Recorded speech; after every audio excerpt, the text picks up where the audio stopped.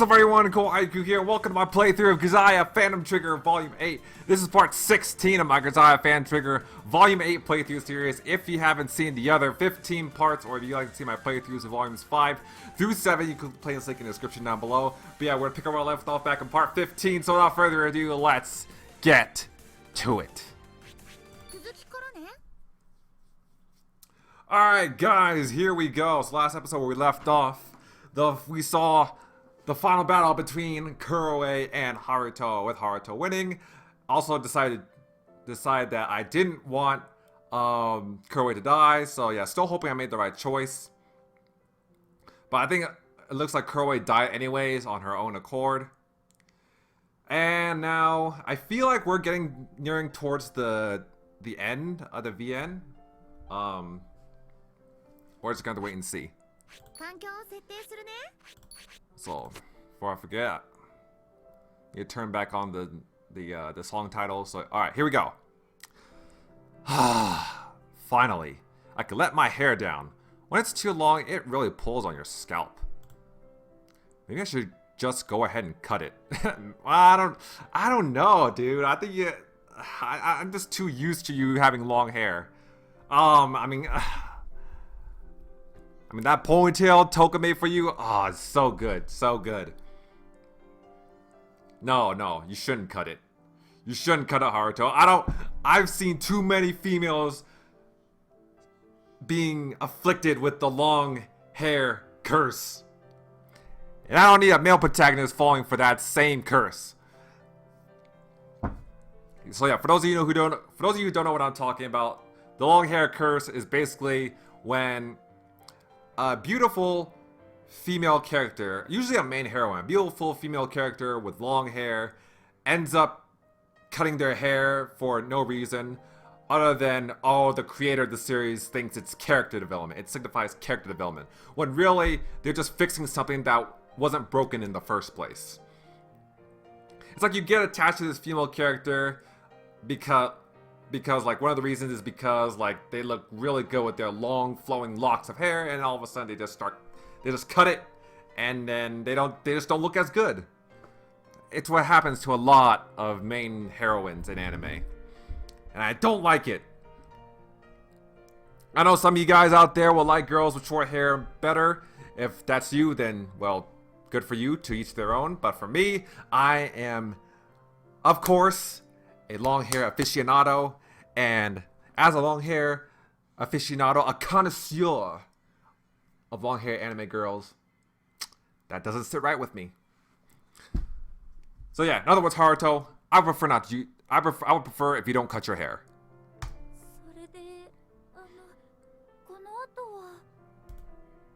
Same as usual, miss. Once we finish the job, we go home. The cleanup crew will take care to erase any trace of our presence at the scene, including any bodies. And a bunch of actors will later turn up to take credit for fixing the situation. Our organization doesn't exist on paper, remember? But we owe the world an answer as to who did this. That's what certain national defense organizations and special ops units are for. Oh. Those supposed national defense organizations and special ops units mainly just do relief work and run security. Even if they see members of SWORD or SIRS, they'll pretend not to notice us. So please don't say anything to them, okay? If you accidentally talk to them, they'll get really angry at you. They might yell, "Don't talk to me! You're just a ghost!"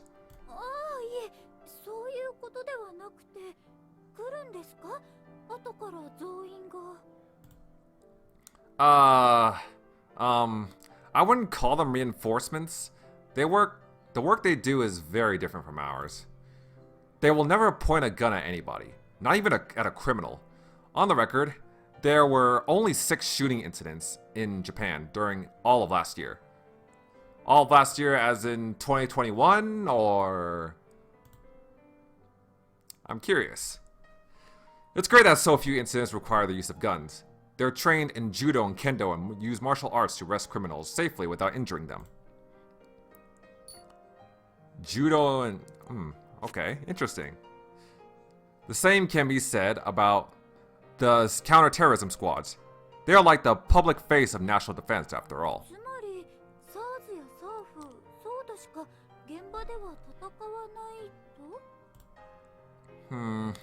That's a bit of an overgeneralization. We have our role and they have theirs. There is certain work that only they can do. I suppose it was a misnomer to call them actors.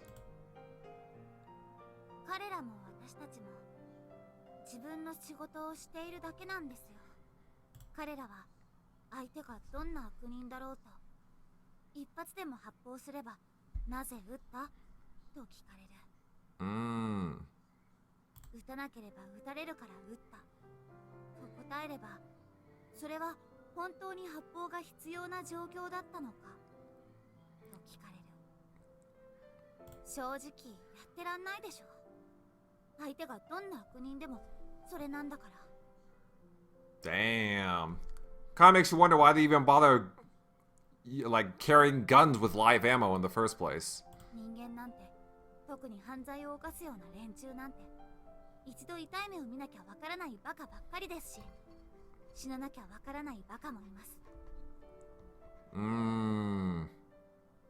That's true.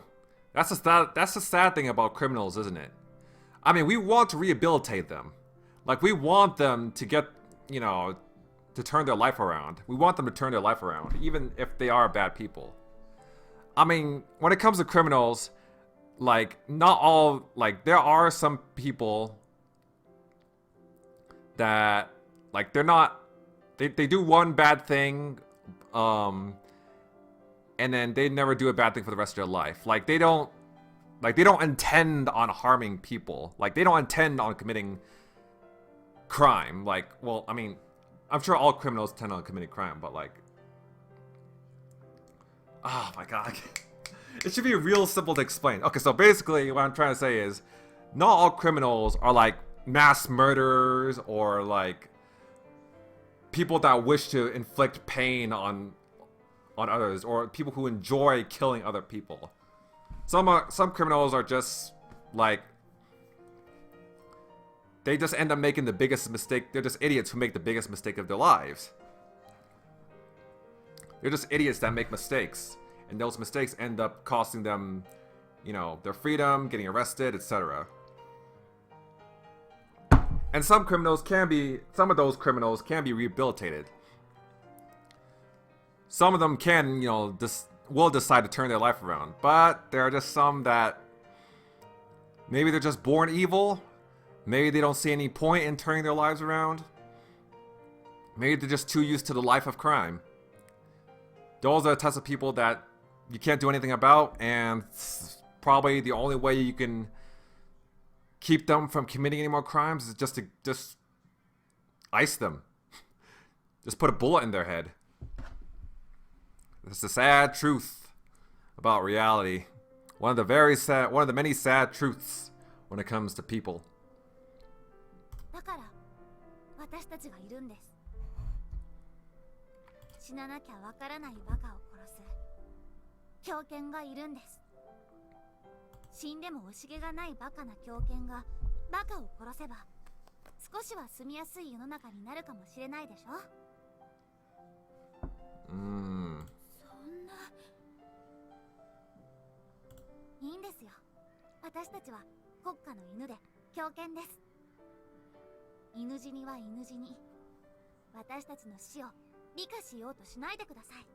True. And like dogs, I would be very sad if any of you guys die.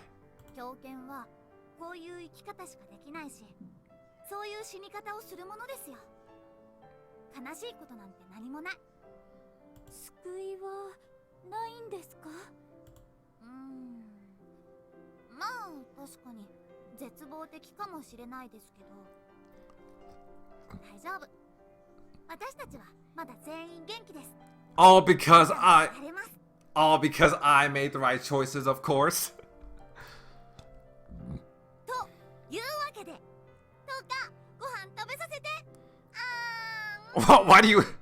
Why do you want her specifically to feed you?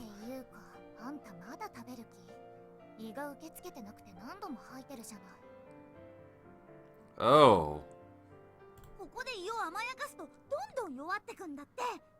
無理にでも食べて胃を、貴様はただひたすら消化するしかないのだって分からせてやんないと。はい、もう一口。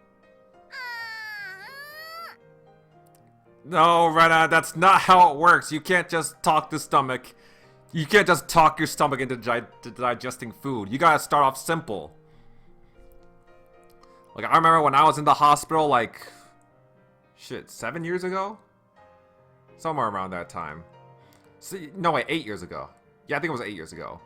I remember when I was in the hospital 8 years ago, like, after my surgery, I could only eat, like, ice chips for a while. For like 1 or 2 days. I couldn't eat real food. Like, just all my stomach can really handle was just pieces of ice or like chunks of ice. I remember when I ate like McDonald's or something, like when I was still in the hospital, I ended up throwing up because my stomach still couldn't take it. So yeah, right now you gotta start off slow, or else your stomach may never recover.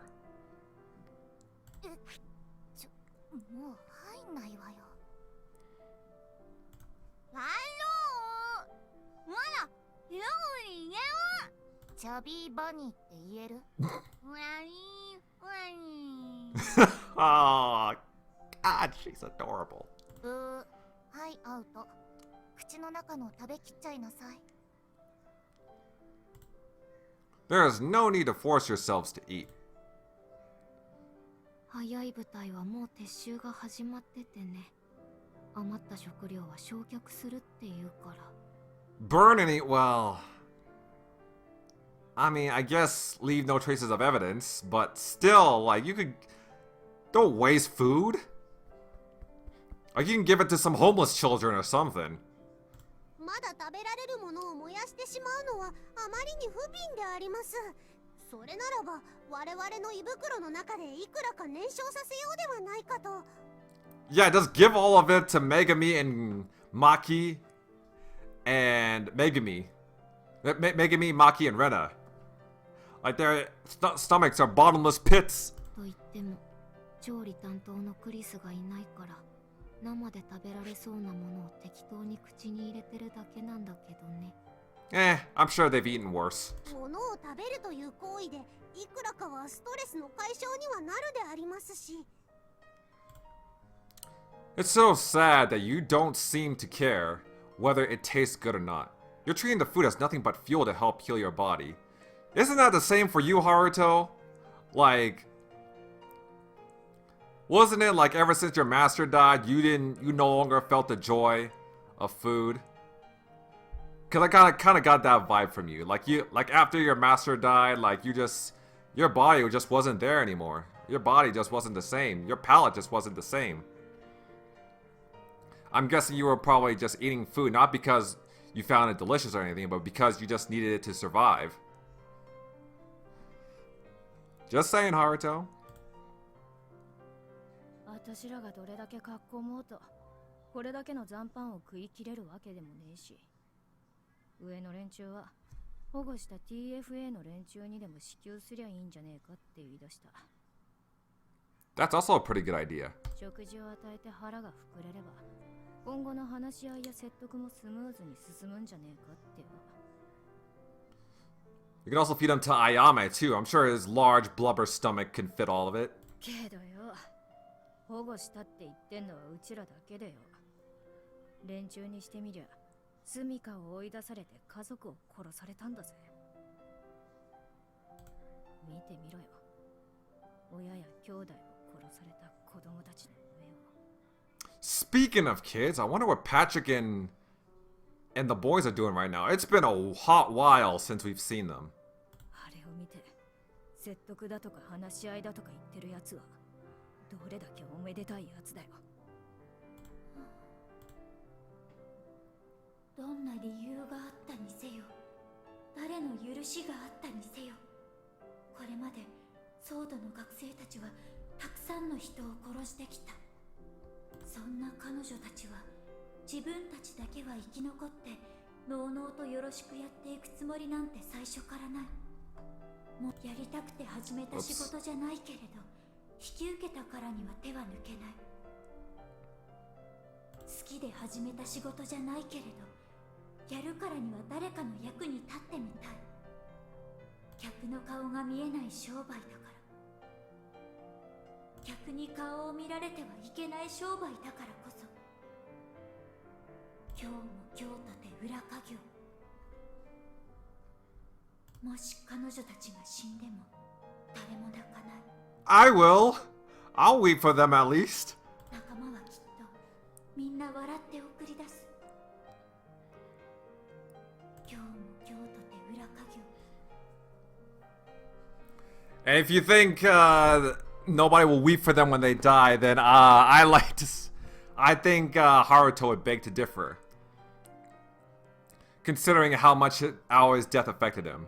In fact, I'm pretty sure if Rena were to die, it would affect him the exact same way. 明日が来る保証なんてどこにもないのだから。おい、井ノ原、そして深見よ。お前たちはまだ起き上がってはダメだと言っただろうが。まったく、ちょっと目を離せばすぐこれだ。点滴を打てば食事は不要だと言っただろう。どうせ食べてもすぐに嘔吐する。消化不良で嘔吐と下痢を繰り返せば脱水症を引き起こすぞ。またうるせえのが来やがった。うるせえとはなんだ。私はお前の体を案じてだな。 She's doing it because she cares, Maki. She wouldn't be naggy like this if she didn't care. 俺が余計なお世話だっつってんだよ。親じゃあるまいし、ほっとけよ。Well, you need some sort of motherly figure in your life. Even though that motherly figure is much younger than you. You need somebody to worry about your health. おお、親で思い出したぞ。先代のマスターから与えられた時計をなくしたのだったな。Oh yeah, that watch is gone. ほら、私が新しいのを買ってやったから元気を出せ。Oh, that's a pretty cool looking watch. But let's see if Maki will accept it, because I don't think she'll give a shit about wanting a new watch, because considering how much sentimental value that the previous watch has, I'm not sure if this watch will feel the same to her. But let's see what she says. いや、買ってやったって、そんな気軽にいくらしたんだよ。何？医療用超音波カッターと同等の金額だ。気にするな。So in other words, expensive but affordable to you? なあ、タイガよ。前にお前は私にこう言ったよな。今後は自分のために生きろって。言ったな。自分のために生きるってことはよ、自分の値段も自分で決めるってことだぜ。前に言ったろ、根っこの部分は金じゃねえってよ。だから私は気に入らねえやつなら何億円積まれようと買われる気はねえ。逆に気に入ったやつになら10円で買われてやってもいいけどよ、さすがにタダってわけにはいかねえ。Interesting. あんたの先輩はタダで買われたぞってなったら後輩に申し訳ねえ。フリーでやってくなら安売りだけはするなってのが最低条件だ。さっきから何が言いたいのだ？言いたいことははっきりと言え。こんなもんもらったからって私がブンブン尻尾振ると思ったら大間違いだぞっつってんだよ。 Oh, you're accepting the gift? I thought you were going to throw it to the ground and say that you didn't need it. うっせよバカ。この時計いくらすっと思ってんだ。これだから物知らねえバカってのは本当にバカだな。結局は金額か。いや、わかるよ。 True. I mean, whose money did you pay with? うっせそれとな、おばさまよ。折り入って相談があるのだが。ん？なんだね？金なら貸さんぞ。うちの家系は身内で金の貸し借りをすると人が死ぬ。Hmm. Oh, yeah, that is true. The Sengokus are a rich family, so I guess her actually paying for that watch with her allowance, which is much bigger than the average kid's allowance, considering that she's from a rich family, isn't too far off the mark. いや、金なら間に合っている。相談というのはこいつのことなのだが、こいつを美浜に連れ帰っても構わんか？ Jonah! Shit, I wouldn't mind. なんだこいつは。どこで拾ってきた？いけません、タイガ様。このような得体の知れない男を元いた場所に返してきてください。But Jonah is her guardian angel. He's no stranger. しかしな、こやつは私に忠誠を誓い、事実戦場では何度も命を救われた。このまま捨ておくにはあまりに忍びなかろう。Yeah, she's right. Taiga's right. We need to bring Jonah to Mihama. We need to bring him back home. If this game gave me a choice to whether leave Jonah behind or take him back to Mihama, I would take him back to Mihama. I would choose that option in an instant. Jonah, the real MVP. いけません。まあいいだろう。責任は自分で取りたまえ。意味はわかるな。Of course, Sengoku's treating him like a dog. Like a puppy they adopted at the shelter or something. よろしいのですか？古来より戦地で誉れを買われ召し抱えというのも珍しいことではなかろう。 Except this mercenary doesn't work for money. He works for, I guess, Taiga's approval. In fact, no, he pretty much just works for free, as long as it's like, it's for Taiga. 何百年も前の習わしです。私は賛成しかねます。ほら、学生ども、まだこんなところでうだうだとキャンプごっこしてんのか？ Oh, Kuwabara. Is the military already withdrawing? ぐずぐずしてれば演者様と勝ち合っちまうからな。裏方はさっさと撤収しろとの上からのお達しだ。一仕事を終えて一息入れたいところだとは思うが、30分後には帰国支援すらも切られるぞ。国に帰りたい奴は急げ。Turn that around and it's more like, if you don't want to go home, you don't need to come. そういうことだ。急げよ。せめて明るくなってからではダメなんでしょうか。連れてくるときは強引だった割に随分と身勝手な物言いですね。I don't know. Arisaka, the dam's still flooding. Can you guys honestly afford to wait until sunrise? Oh no. That's not quite how he meant it. He's granting us a chance for amnesty. 恩赦ですか？ Those who don't want to go home don't need to. The dead don't return after all. Basically, if any of us want to pretend that we've died, we should sneak out while it's still dark, and nobody will pursue us. Of course, that means giving up your current name, status, and any property you have, but as long as you agree to that, you're free to live the way you want. Ooh. So this is a chance for somebody to fake their own death. Interesting. But unless you live in complete seclusion like a lumberjack deep in the mountains, most of the time you'll still be monitored and eventually disposed of. Saying that, I know a few people who've used the money they earned in active service to buy themselves new identities, and they're now living peaceful lives. Anyway, is there anybody here who doesn't want to go home? If there is, I'll gladly buy you a new identity. うちにはそういう子いないんじゃない？マキは？ Oh wait, saying that I know if you use the money to earn active service by themselves unit. Does that apply to let's see, does that apply to Yuji? I honestly don't remember.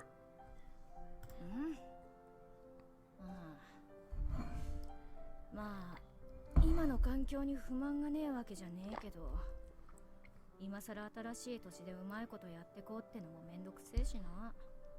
Are you sure you're not just saying that because you're already grown so used to Haruto? それに帰ったらボーナスも出るしね。それをもらわずに無一文になってまで新しい自分を手に入れたいとも思わないしね。ボーナスがいただけるのでありますか？そうね。基本賞与と出張手当と技能手当、それらが実動時間分支給されるから、まあ今回の作戦規模なら新車の軽自動車1台分ぐらいかしら。 Brand new microcar. So, like a small compact car? A brand new compact car? Like a Miata or something? そんなにもでありますか？夢のようであります。個人装備の損失補填分と相殺すると大して手元には残らないわよ。それでも嬉しいであります。 How about you, Murasaki? Come on, girls. I want you all to stick together. Ain't no fucking deserting, faking your own death, buying yourself a new identity. No. I don't want to hear none of that from you guys. I want you all to stay together. そうだね。忍者の場合は持ち帰った情報を国が買い取ってくれるシステムがあるけど、今回は大半の情報が回収前に水没してしまったからね。I'm not asking about your pay. I'm asking if you want to go back to Japan or not. ひどいじゃないか、ハルト。それじゃまるで私に帰ってきてほしくないみたいじゃないか。Is that what he was implying? It didn't sound like it. I didn't mean it that way. You know that I have to ask you this every time as a formality. そんなことを聞くこと自体があんまりだと言ってるんだよ。毎回答えは同じだ。ハルトが帰るなら私も帰る。これはもう一生変わらない答えだ。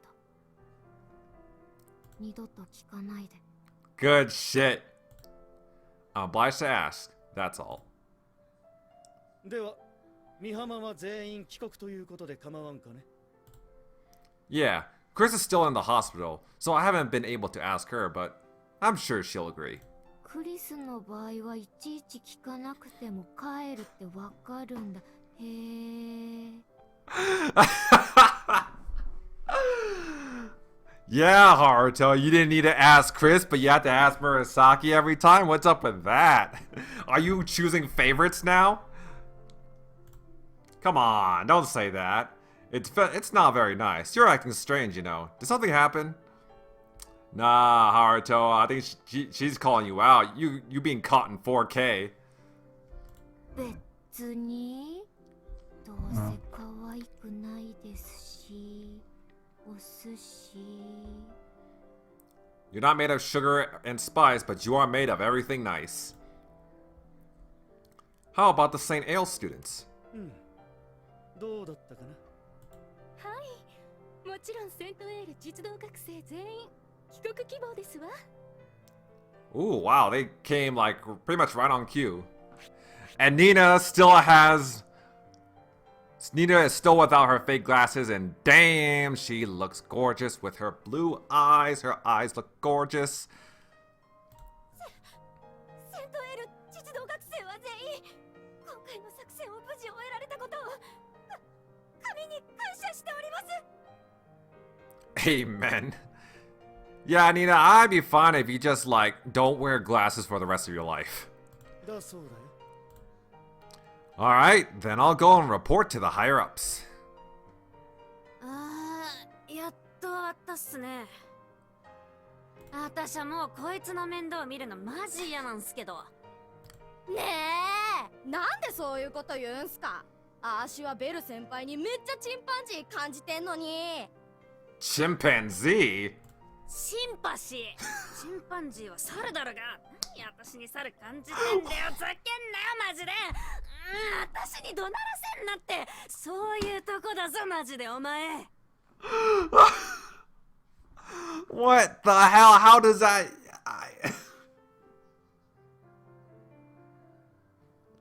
That's what I thought too. I was like, she's like, I got a lot of chimpanzee for you. I was like, are you calling Vale a monkey or something? Like, oh my god, what kind of mistake is that? 最後まで騒がしくしてすまんな。では我々は先に撤収させてもらうぞ。 Honestly, honestly though, I'm surprised they have. I'm surprised they still have, like, I guess the energy or motivation to talk and joke like this. You know, have these moments of levity despite what they saw.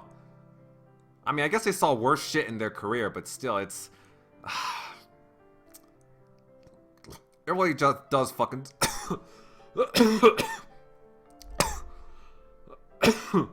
Excuse me. It really does fucking suck what happened to Sally and Alma and Irma. And pretty much the rest of the girls. Every single one of the nun girls. They really did deserve better. Anyways. How about Kyosen Sakuragaoka? Where are Uchan and the others planning to do? What are Uchan and the others planning to do? 知らんよ。生きていれば勝手に帰ってくるだろう。放っておけ。 You like to complain about others, but maybe you should fix your own attitude first, Ayame-san. Woo! I concur. 探しに行こうなどと言い出すなよ。我々も余裕はない。I know.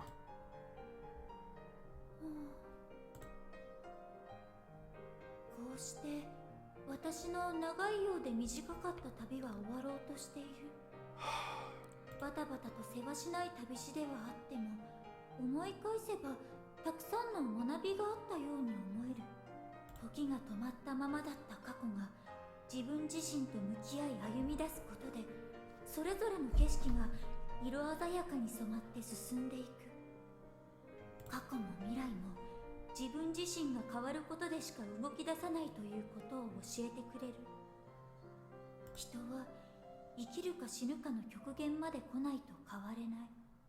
変わろうともしない。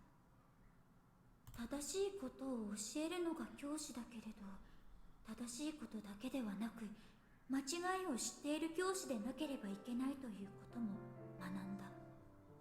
144ミリ ×95 ミリ。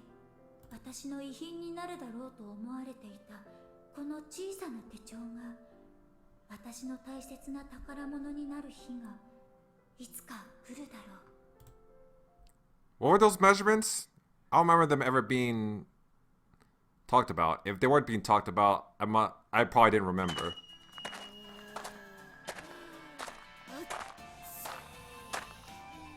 夜はあんなに寒かったのに、日が出た途端にこの暑さってなんだ。 Oh yeah, Choco, Vanilla, and Ukawa were going on a mission. So yeah, let's see how that's been going. 昼と夜で寒暖差のある国なんて珍しくもないでしょうね。日本に慣れすぎたんじゃないの、あなた。そうは言ってもさすがにこの暑さは答えるわね。このままじゃ日焼けしちゃうわよ。いやーね、どこかで日傘でも売ってないかしら。っていうかさ、わしらいつまで歩かなきゃいけないわけ？もう2時間じゃん。なんでタクシーの1台も通らないの？ここって本当に人の住んでいい国なん？ That seems a little bit rude to say. そういうこと言わないの。どこの国だって誰かが何かを我慢して生きているんだから。 True. って言ってる間に神の助けよ。おーいおーい助けてー。ストライク開始。 Say what now? 嫌な予感がするんですけど。お嬢さんたち、お困りかな？終電なくした？どこ積み？俺の車で送っていこうか？ Wow. What a strange turn of events. ああ、そっから先は言わなくて大丈夫。わかってるから。 Rena just never misses an opportunity to give them shit. レナさん、助けてくださってありがとうございます。でしょ？お礼なんかいらないよ。みね。 God. 姉子、なんでこいつらがいんのさ。 She's off an IV, and one of the first things she does is just use this opportunity to be petty. そりゃ撤収の途中で通りかかったからでしょ。 Truly big words coming from someone who got shot multiple times, suffered multiple broken bones, and was almost about to die until her little sister showed up. We're a little off our planned route, though. Rena happened to spot some people walking in the distance and suggested we should go and check on them. あなた、その目でよく見えたわね。まあね、知力なんて結局は筋力だから。とにかく助かったわ。日本に帰るんでしょ。 Yeah, we are. 日本に帰ってまず何がしたい？ First of all, I want you to have some ramen. I want to have some ramen. いやーね、敵討ちを終えて最初にしたいことがそれなの？ Sure, why not? It may be the first time he might actually enjoy the taste of ramen. The first time he might actually taste ramen in general. Ever since the death of Aoi. Yeah, I figure I'll take my time considering everything else. それがいい。そうします。各自いろいろなことがあった。 So was Ukawa's little mission a success, or? 今回のことで過去の傷を癒したもの、新たな傷を作ったもの。 Yeah, in the case of Rena, she picked up a lot of fresh ones. 何かをなくしたもの、何かを手に入れたもの、大なり小なり何らかの学びを得たものが大半だろう。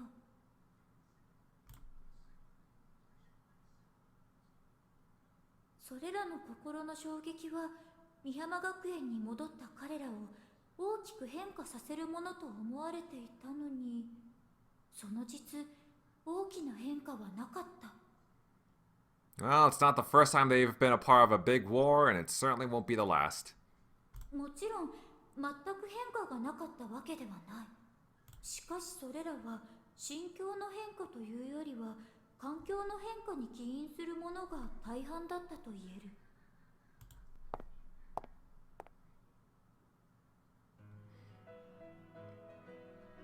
No! No! No!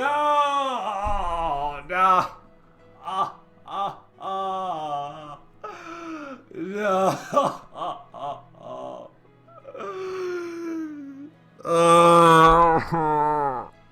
He did it. The man actually did it, huh? He cut his goddamn hair. Well, at least it happened in the very last volume. At least we get to enjoy Ponytail Haruto before it happened. I mean, well, I will admit. I mean, I guess he doesn't look that bad. I mean, he has kind of like that generic Shota haircut. But other than that, I guess he doesn't look that bad. Plus, his black suit definitely helps. Yeah, he looks really good in that black suit. He got that drip. That Mihama sword drip. Yeah, I never thought I'd see Haruto in black. But still, I will still be mourning the loss of his long flowing locks. Anyways, good morning, Miss Arasaka. はい、おはようございます、葵くん。もう葵くんじゃまずいですよね。 Hold on, what? Well, okay, wait, hold on. Oh yeah, first of all, I want to say before I go any further, new track playing. New track playing. It's called Prayer, Save the Children. So yeah, this is the title for those of you who want to know. Prayer, Save the Children. I don't mind. Nothing has been decided yet. でも今のうちに慣れておかないといけませんね。 So he's gonna change his name? Will he only get rid of the... So is he gonna, like... Is it still gonna be Haruto? Like, is it gonna be a complete change, or will he get rid of, like, the Aoi part? 葵くんは今回の大規模合同作戦を経て晴れて正社員への道が開かれた。 I thought he was already a full-time employee. 要はソードの学生共同官という中途半端な立場から正式に SARS の所属となりケースオフィサーとしての立場が約束されたのだった。 Interesting. しかして彼本人はそれを昇進とは捉えておらず面倒が増えるだけとして受け入れるかどうかを未だ悩み続けている。 Yeah, he's probably gonna have to do a lot more paperwork. 急激に環境が変わることへの面倒くささは理解できるし彼の出自を思えば周囲が彼に向ける視線も厳しいものになるのも理解はできた。 I'm sure he's used to people not looking at him kindly. In the end, I think I'm just afraid of leaving this birdcage. Once I leave, it'll be difficult for me to live the way I have until now. If only I owned a desert island or two. Like this one guy I know, everything will be a lot easier. Gee, I wonder who you're talking about. 今日は市ヶ谷でその辺の話し合いを Yeah, I know I'm not allowed to be selfish, but when something's a pain in the ass, it's a pain in the ass. No matter how you spin it. Oh, look who it is. Or... ルナさんですね。 Yep. 会いたくなんてひどいよ。10分だけ待っててって言ったのに。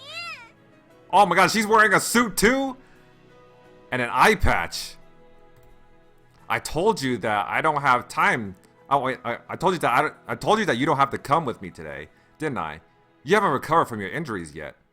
そうは言ったって。SARS の召喚たる者が女の一人も連れずに丸腰で上京ってわけにもいかないでしょ。 That's true, Haruto. You got multiple women who care about you in your life. I think it's about time that you take advantage of that. それに怪我だってもうだいぶ治ったし、こんな状態でも6人ぐらいなら同時に襲いかかられても瞬時に沈黙させられる自信あるし、任して。 Man, I never thought I'd see Rena in a suit. But she does look great in it. I think I'm pretty sure Rena would look great in anything. I'm only going to negotiate the terms and conditions today. I'll be fine on my own. それこそ丸腰じゃ舐められるって。青いハルトの背後には私のようなしっかりとした女がついてるんだぞって見せつけてやらないと。 Yeah, and plus, Rena's job is to protect you after all. That's like her whole life's mission. She's only fulfilling her duties, Haruto. At the very least. Okay, fine. Just promise me that you won't tell my negotiating partner that you could kill them within 2 seconds if you wanted to. 分かってるって。それにあれはマスターに向かって舐めた口聞いたクソじじいが悪いんだよ。 Well, like I said, I'm sure he's used to it by now. You can come, alright? Just don't speak out of line. Got it? 分かった。 Okay, then let's go. Please look after the other students while we're gone, Miss Arisaka. Have a nice day. はい、お気をつけて。とは言っても今日は大半の学生が欠席なので休校にしてしまいましたし私も大してすることはないんですよね。 Absent? Where'd they go? On missions? とりあえず学園に残ってる学生たちの様子でも見に行ってきましょうかね。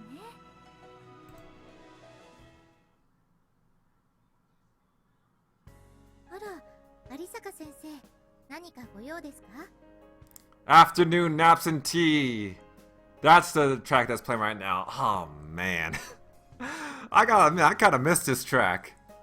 After all the shit that's been happening, it's kinda nice to hear this again. いえ、別に用があるというわけではないのですが、休校中は皆さんどう過ごされているのかと。クジラセさんはもう動いても大丈夫なんですか？怪我の方は。はい、おかげさまでなんとか。傷の方もまだ最後の抜歯が済んでいませんが、寝てばかりいると体力が落ちてしまうので、こうして動いている方が復帰が早いんです。またお料理の研究ですか？今日は何を？今日は手羽ボールですね。 Chicken wing balls. 手羽ボール。手羽先の唐揚げとハイボールのセットのことです。最近ゆうきさんがハマってまして、夜10時頃にふらっとキッチンに降りてきては、お姉さん手羽ボールと注文されるのです。 What's a highball? ゆうきさんは学生寮のキッチンを立ち飲みバルと勘違いしてそうですね。 Either way, fried chicken anything sounds pretty good. 朝は朝食とコーヒー、夜は夕食と軽く一杯。スペイン風バルと似たような感覚ではありますね。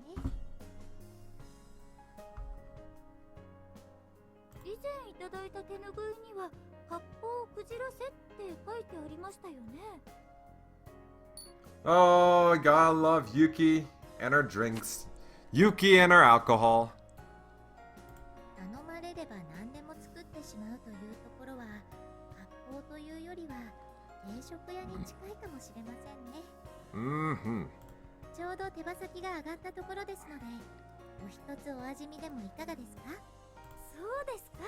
では一つ。はい、どうぞ。こんなに。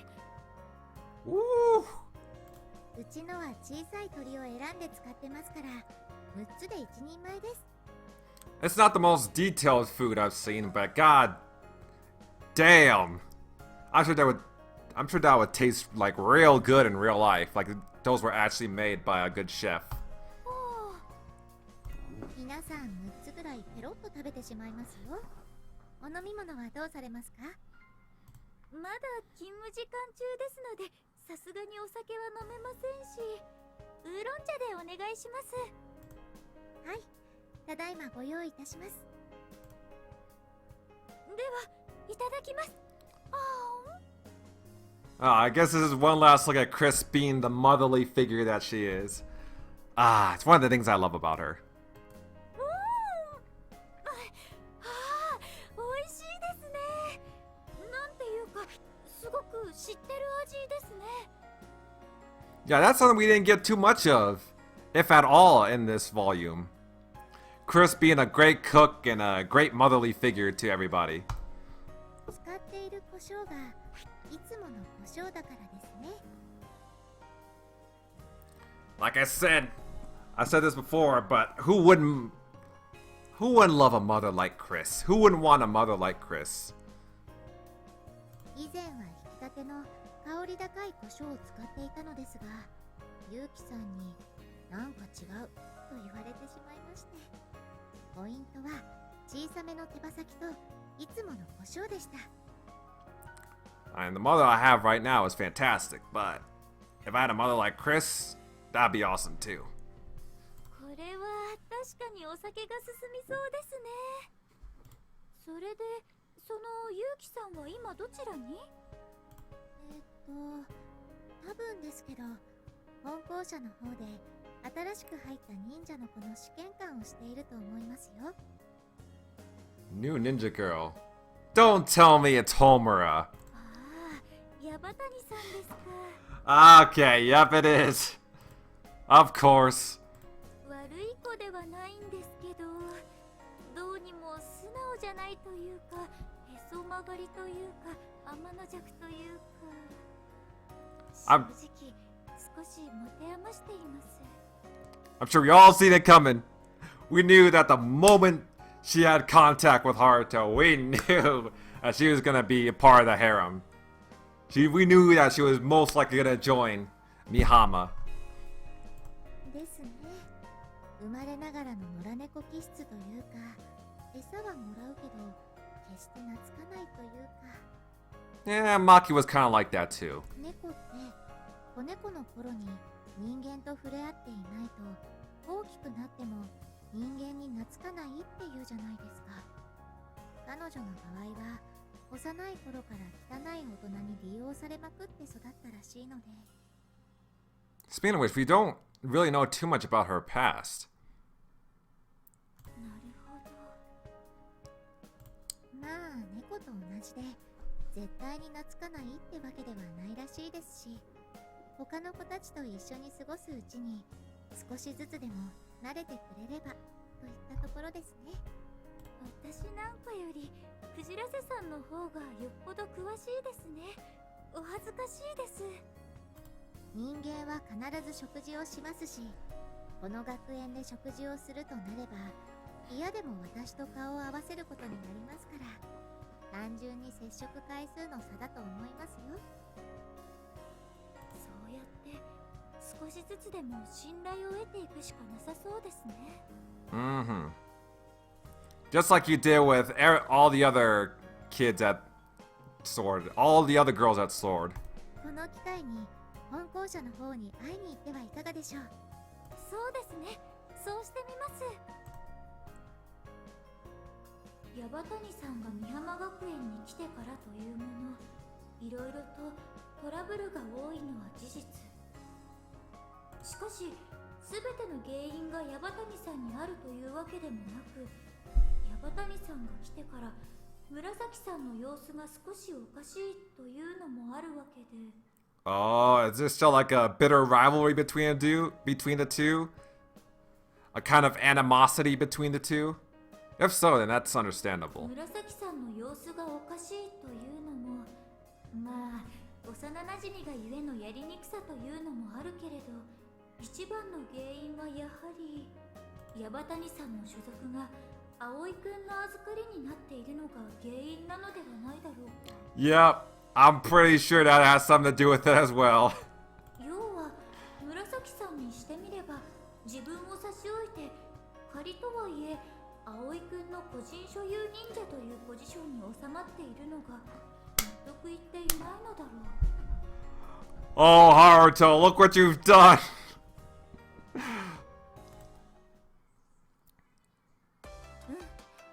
国防装置としてフィジカル面での性能は問題ないし、意外なことに筆記試験の結果も悪くない。アサルトとステルスで総合して90点。 So they both be fighting over who gets to be Haruto's top ninja, huh? はあ。そんで合格なの？ Well, you got, let's see, 95 points, so yeah, it does sound like you passed. そうね。あとはメンタル面での審査もあるけど、それは来月に入ってからね。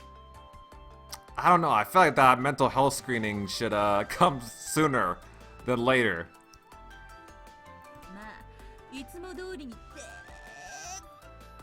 かい猫をかぶって可愛くしてれば落ちることはないわよ。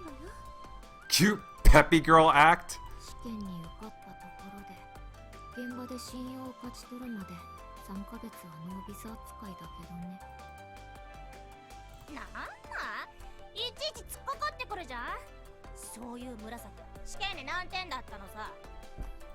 さっきは満点だったわよ。 Damn! へえ、やっぱ肩書き付きはいくらか加点されるんだ。 How's she privileged? Both y'all came from the same village. 失礼な。あくまでも実力を試されるのが試験だよ。逆にホムラの場合は悪名付きだからいくらか厳しくなってるって事実はあるけどね。 I mean, let's be real. I mean, Homura is too cute and has much too great of a character design to be killed off. So I'm pretty sure that's one of the main reasons why she's still here. That she joined Mihama. ほれ見ろ、いつだってそうIt だ。would be worse for the story to just be like done with her once she got knocked out by Haruto. 本来なら試験すら受けさせてもらえないぐらい悪い子だったんだし仕方がないでしょ。なんでハルトはこんなのを拾ったんだろう。私には理解できないよ。 Because he likes her, of course. You could always use more cute girls in his harem. はい出た偏見。私が何をやるにしてもいっつもそれ。だって裏の子でしょってね。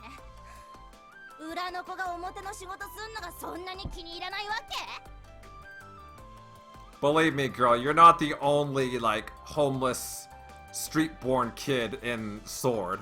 裏でそれなりの信用があったってのはちゃんと評価されてるわよ。面白くない。表の子ってさ、基本裏の子をバカにしてるし、たまに表に顔を出せば裏じゃどうか知らないけど表ではこれが常識だからみたいな上から目線の態度で接してくるし、ほんと頭かる。そういうひねくれた態度が透けて見えるからそういう対応されるんだって気づいた方がいいね。へえ、私のせいだって言いたいわけだ。そうは言ってない。 She definitely said that. That's a lie. 大体さ、私の方があんたより先輩なんだよ。なんでそんな上からなわけ？ Her senpai? When did you become Murasaki senpai? How does that work? 美浜じゃ私の方が先輩だよ。Right. じゃあ、一丁勝負して今後の態度ってものを今のうちに決めとく？ What? ちょっと、そういう面倒なのやめてくれる？ Funny, because I'm pretty sure when Haruto's around he thinks the exact same thing. Yuki. 別にさ、殺し合いやら殴り合いで決めようって言ってないじゃん。つうか、今誰かやっちゃったら立場的に確実にやばいしね。じゃんけんでもする？それこそまさかじゃん。せっかく屋上にいるんだし、ラッペリングで決めよう。スパイダーでどっちが先に降りるか勝負しようよ。 Oh, that I'm not sure if Arasaka or Haruto would approve of that. それならな。いいだろう。かかってきなさい。 Oh, they're actually gonna do it. はい、じゃあ位置についてよーいドン。 Oh, I can already imagine it. Miss Arasaka is gonna freak when she sees this. Her own students rappelling down buildings. しゃあ！お、ダッシュはホムラの方が早いね。でも初速じゃ負けても終速では先の方が早いかな。 Oh, I think this is a new track too. It's called Risky Thoughts. Here's the title for those of you who want to know.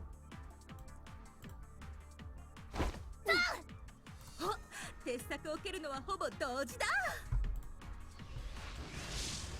効果も同時。続いてロープフック。ここで縄をかけ損ねると普通に死ぬから気をつけて。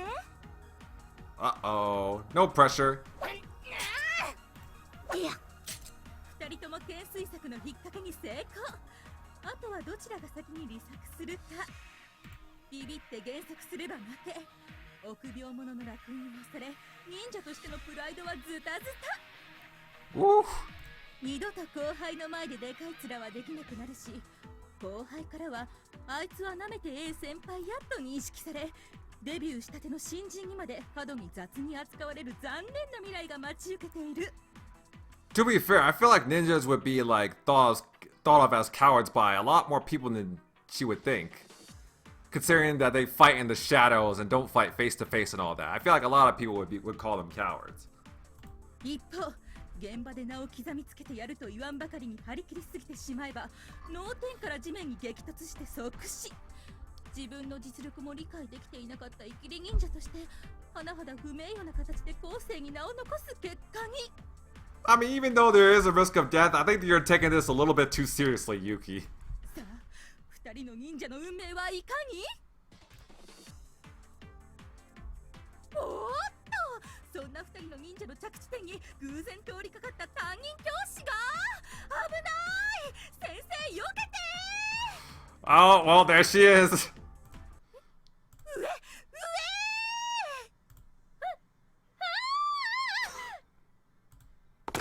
ジュワッチ。 Oh, Murasaki won. ホムチ。 どっちが勝った？先生見てたよね。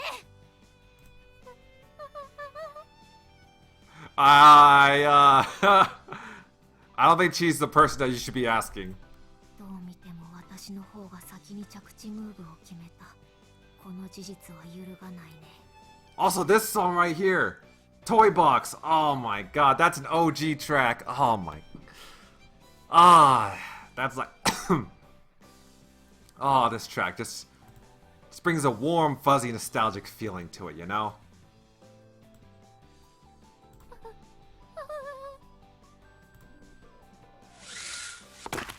先生大丈夫？腰抜けちゃった？ごめんなさいね。びっくりさせちゃって。立てる？はい、立って。よっしゃ。Yeah, I think it's fair to say this is not what Arisaka had in her day plans. すみません。上から人が降ってくる状況なんて初めてだったものでびっくりしてしまって。そんなことよりどっちの勝ち？見てたんでしょ？ But Arisaka, this isn't the first time you've seen people fall from a large distance. I mean, hell, you and Sword were like skydiving back in back in volume 3. I mean, you should be used to this, right? You should be a little bit used to this. Stuff like this, right? いえ、何せ急だったものでびっくりしてしまって。 Why don't you ask Yuki? She saw the whole thing. 見てなかったの？すみません。というか、下に人がいないことを確認してから飛ばなかった時点で、二人ともアウトかな？ Ouch. いや、見えてたし、見えてたから避けられたわけだし。姉者から見てどうだったんだい？そうね。頭の低さで言えばホムラの勝ちだけど、遺作後のセカンドアクションについては先の方が早かったかな。 It definitely seemed like Murasaki landed first. So I'm gonna go with Murasaki. 何それ？結局どっちが勝ちなのさ。根性試しとしてはホムラの勝ち。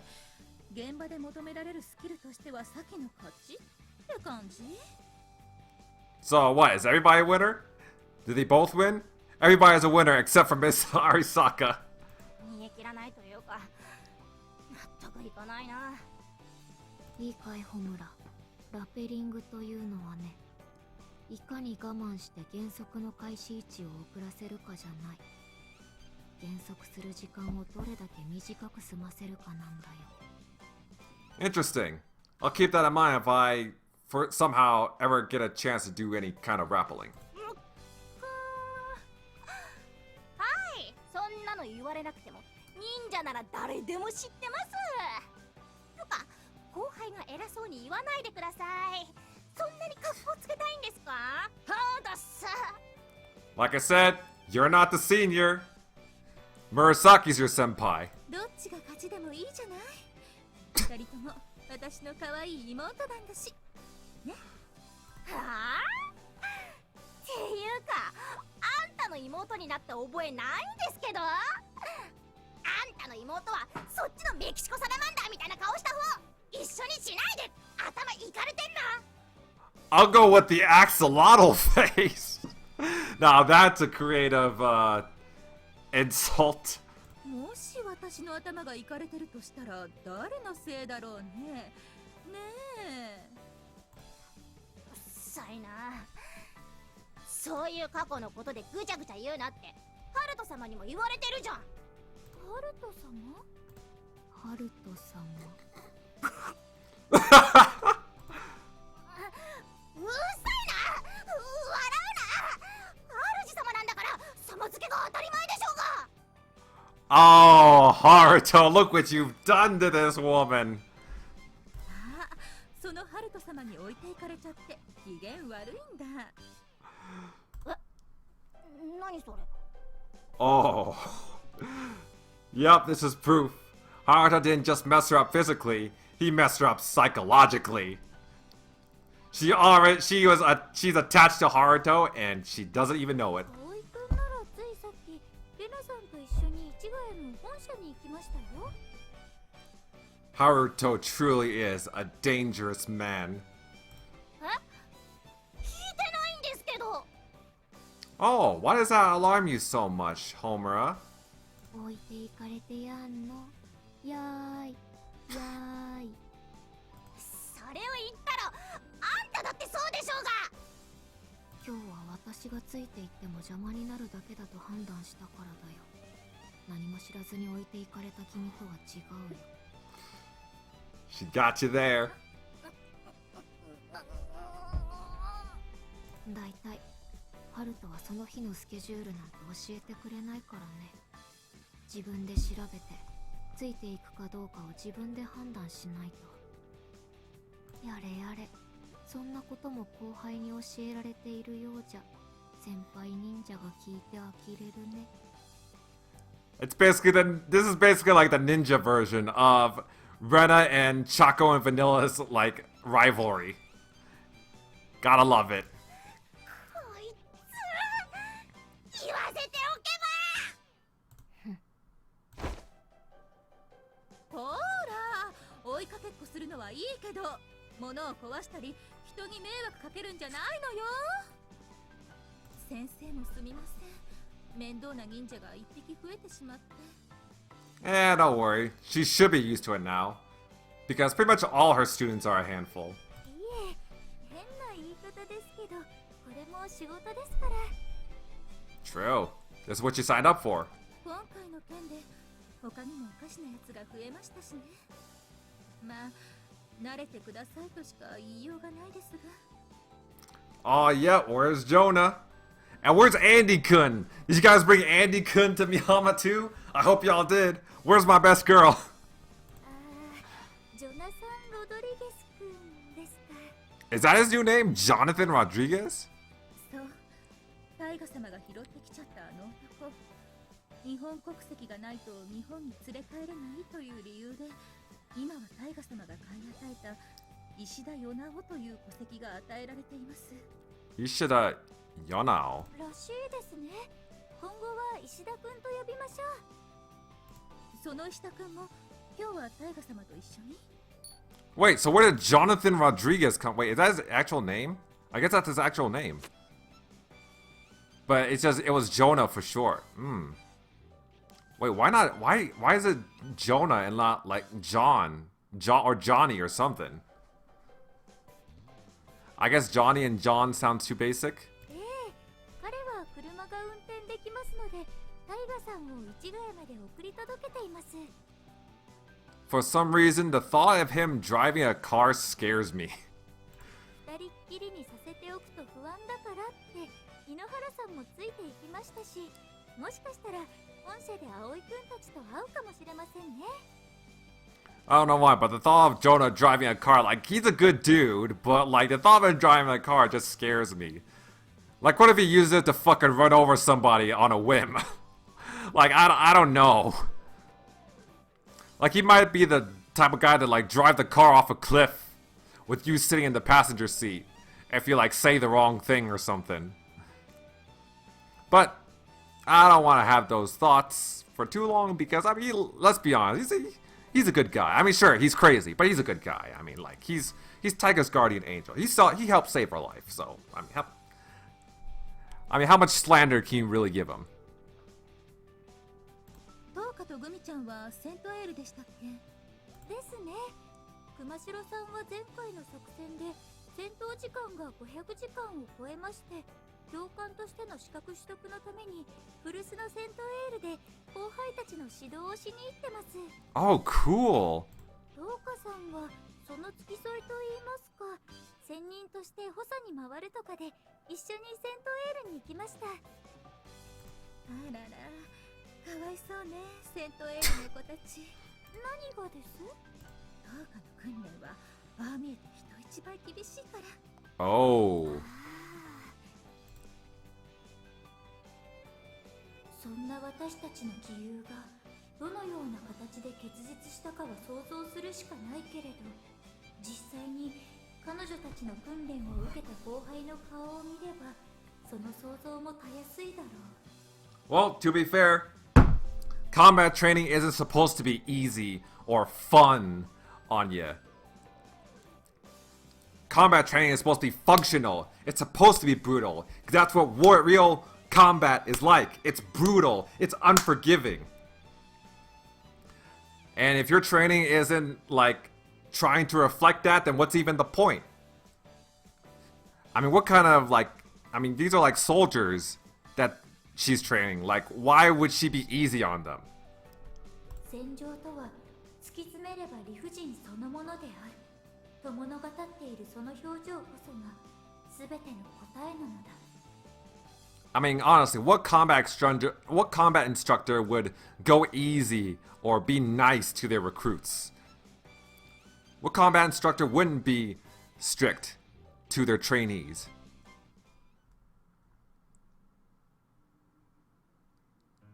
いいかクソ虫ども、よく聞くであります。狙撃の成否は機材で8割決まるであります。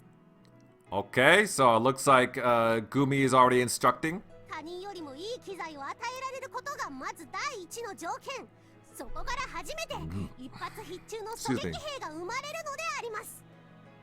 しかし貴様らゴミ虫がいくら自分は優秀でありますと不信したところで、組織が貴様に15万ドルもするハイプレシジョンライフルをポンポンと支給してくれるわけではない。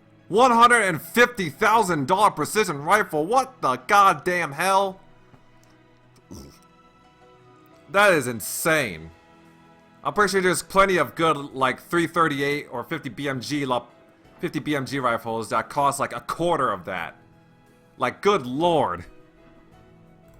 ならばどうするか。全く当たらないゴミライフルであろうと当てるしかないのが貴様らなのであります。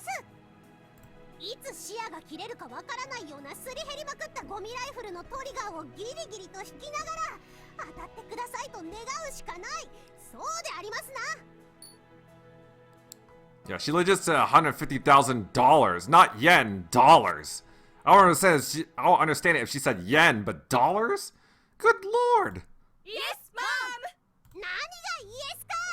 だから貴様らは役立たずの便所虫なのであります。当たってくださいではない。貴様が当てるのだ、バカどもめ。 Yes, mom! よーし、宣告からの射撃で外しまくってた8番。気合を込めて今度こそ当ててみせるであります。 It's so cute hearing making me be like a strict like drill instructor and all that. You know what her dialogue reminds me of? Like whenever like Machina would start yelling, like when Maki would start yelling on eccentric, like she would have this exact same tone. Yes, mom. 右肩よーい。左肩よーい。射撃よーい。射撃よーいよーし。てー。上出来であります。気合を見せたでありますな、8番。Yes, mom. やればできると自分を信じていたであります。よろしい。では、ライフルの光学照準器を外すであります。Oh, aiming with iron sights? 自分のライフルのでありますか？ That's an order! そうであります。言われた通りにさっさと外すであります。一体何を？ Don't ask questions! Listen to your superior officer! その状態でもう一度同じ的に当ててみせるであります。そんな射距離は600メートルを超えてます。肉眼では何も見えません。バカ誰でありますか。肉眼で見えないなら心の目で見るであります。 Yeah, Gumi, I mean... Yeah, I remember when Gumi couldn't make the shot. Like, when I made that choice to have Toka shoot that TFA soldier instead of Gumi, like, I remember, like, she was complaining about how she couldn't make the shot. So, like, what spurred this kind of drill all of a sudden? Can you make that shot, Gumi? 600 meters away with no sights?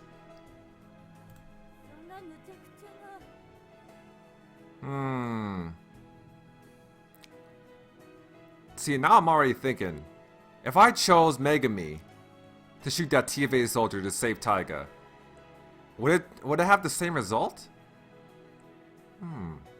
Shit. Now I probably do have to go back and get all those choices done. 何が無茶苦茶でありますか。もし山岳行軍中に転んで光学照準器を壊してしまったらどうするでありますか。 I mean, because surely she wouldn't, like, give her own recruits a task that she herself couldn't accomplish, right? バックアップサイトを使えばいいかと。ではもし川にでも落ちて泳ぐのに邪魔な装備を投棄してしまっていたら諦めて帰るでありますか。いえ、ですがそのような状況は稀で、万が一にも起こりうるとは。Damn, Sister 8's been doing a whole lot of complaining. I'm not sure she's ready to go out into the real world. I think she's better off just, like, going to a normal school, getting a normal job. その万が一に備えて行うのが訓練であります。このクソバカグワ。申し訳ありません。めぐみ、そっちの様子はどう？は、万事順調であります。そう、こちらももうすぐ終わるわ。午後はフィールドを入れ替えて訓練するわよ。はいであります。参ったな。OG が来て教官をするって聞いてたから、本職様よりはいくらか優しく指導してもらえると思ったんだけど。What, the professionals really coddled you? Please. 熊代教官はまだ優しい方だって噂だよ。獅子ヶ谷教官と山に行った連中、何人脱落してることやら。 Look at you girls. Y'all probably pampered your entire life. And this is your real... And this is probably the first time that someone was actually strict to you. The first time someone wasn't actually kissing your ass. And this is how you react? Come on, girls. 脱落って。毎年何人か怪我人が出るらしいよ。山のふもとに救急車が止まってるの見たでしょ。Y'all don't sound like snipers to me. Y'all don't sound like military cadets to me. Y'all sound like fucking Instagram models. ああ、救急車ってそのために？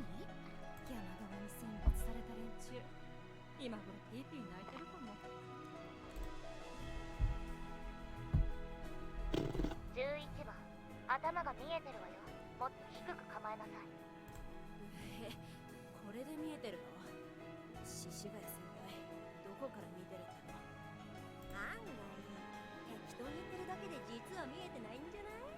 そうやってはったりかましてこっちが慌てて動くと位置がバレるってパティンじゃん。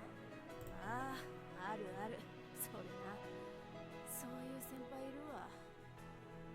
Trust me, girls. You don't want to try Toka, but if you're so confident in that little theory of yours, go ahead. 11番、聞こえてる？頭が見えてるわよ。 Go ahead, try Toka, see what happens. はいはい。ブラフを打つって感じ？いいわ、11番。歯を食いしばりなさい。Whoa! やっぱりもろにヘッドショット食らった。しっかり。 See?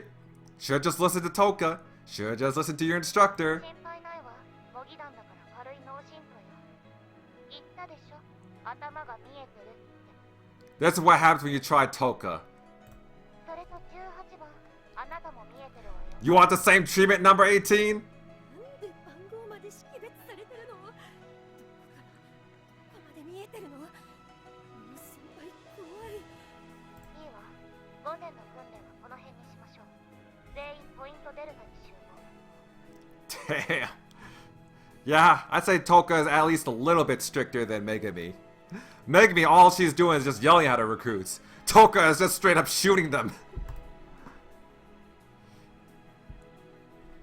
さて、午前の訓練の結果だけど、最悪ね。 Yeah, I can tell. Both Megami and Toka's batch, they got a long ways to go. 私もこれまでいろいろな子たちを教えてきたけど、今年の子が一番ダメね。最悪だわ。イエスマン。私の訓練が特別厳しいと思ってる？違うわ。普段のあなたたちが甘すぎるのよ。 Yeah, they were coddled too much. いい？的に弾を当てるだけで褒められるのは1年生の前期まで。後期になれば動く的を山の中で当てられるようにならないと話にならないわ。イエスマン。的に弾を当てるんじゃない。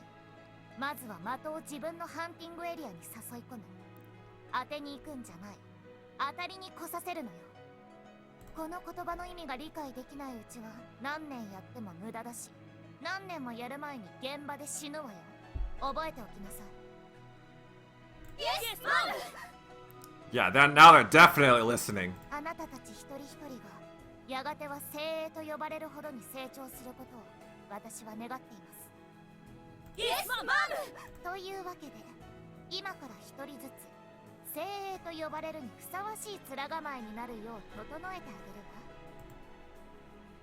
わ。まずは18番、あなたから。 Uh-oh. Yes, Mom! Oh! ありがとうございます。はい、次。ありがとうございます。 Oh yeah, they're definitely listening now. 理不尽だなって思うでしょ。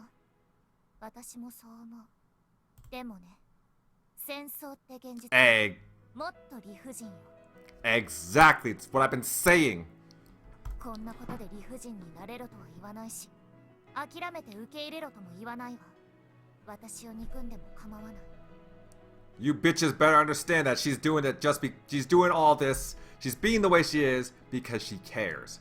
でも、もしいつかあなたたちが戦場で理不尽な目にあった時、今日のことを思い出してほしい。憎い先輩を思い出して、何クソと歯を食いしばって立ち上がる気力に変えなさい。 Toka seems like a pretty good instructor as far as I could tell. Yes, Mom!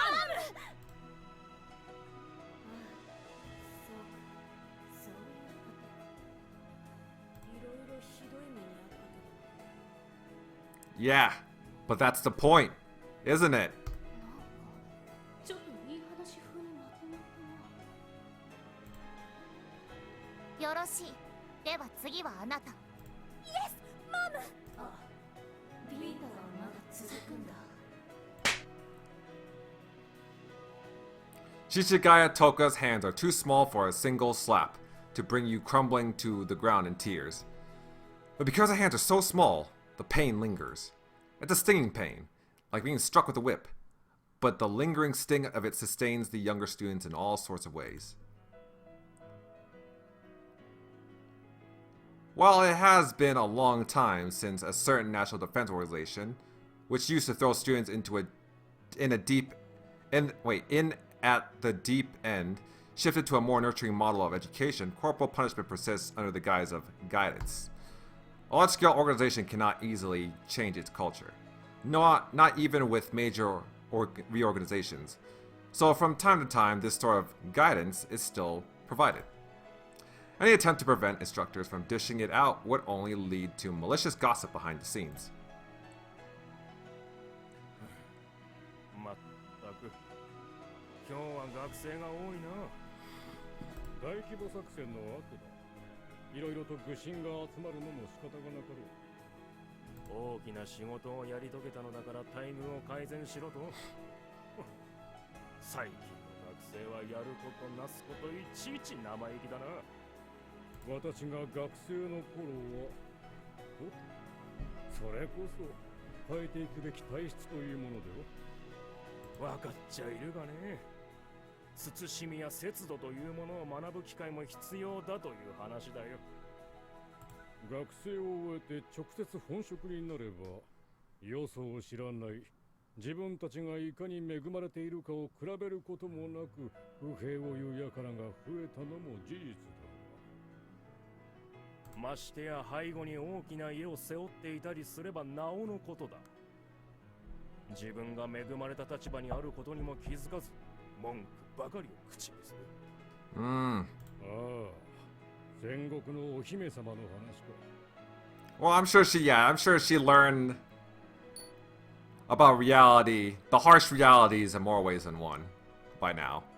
先代に地方組織の椅子を与えて、やっと追い出したかと思えば、また新たな戦国が現れる。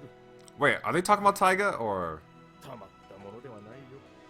あの戦国が最後の一匹とは思えない。あの戦国の同類がまた世界のどこかに現れるかもしれないというやつだね。笑えない冗談だ。戦国が裏から発言しなければ、我々は未だ予備警察隊であったかもしれないともなれば、特別待遇も多少は黙認されてしかるべきでは。わかる話だが、それとこれとは話が別だ。穏やかな顔で受け入れられる要求にもおのずと限界というものもある。今度は何を言ってきた？飛び級だ。自身を現場における一単位として承認せよと。いいことじゃないか。現場であるいは万が一ということになれば、目の上のタンコムが一つ消える。Man, y'all fucking need Taiga out in the field healing people. そう簡単に終わる話ではない。もしそんなことになれば、現場の責任はどうなる？誰もそんな責任を取りきれんから難重しているのだろうが。重要人物が現場に入れば、それを警護するための特別人員も導入しなければならんしな。苦労ばかりが増えて見入りが変わらんのでは。言い方は悪いが、ませた子供の大人ごっこに付き合わされてはかなわんよ。まったくだな。おうこら、黙って聞いてりゃてめえら。今のは私のマスターに対するただの悪口じゃねえのか？ああ。 Oh shit! なんだ貴様は。俺はまだ日本語を正しく理解していない。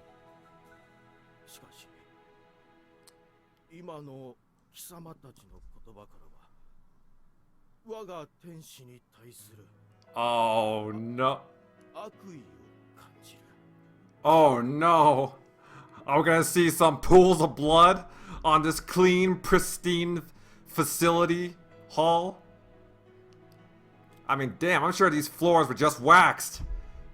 Come on, Jonah, go easy on them. Don't put in some more work for them janitors. No. Also, Maki in his suit looks great too. I mean, damn. Man, I don't know. I actually, damn. Maki looks really good in that suit. Maki in a suit just hits different. Mm.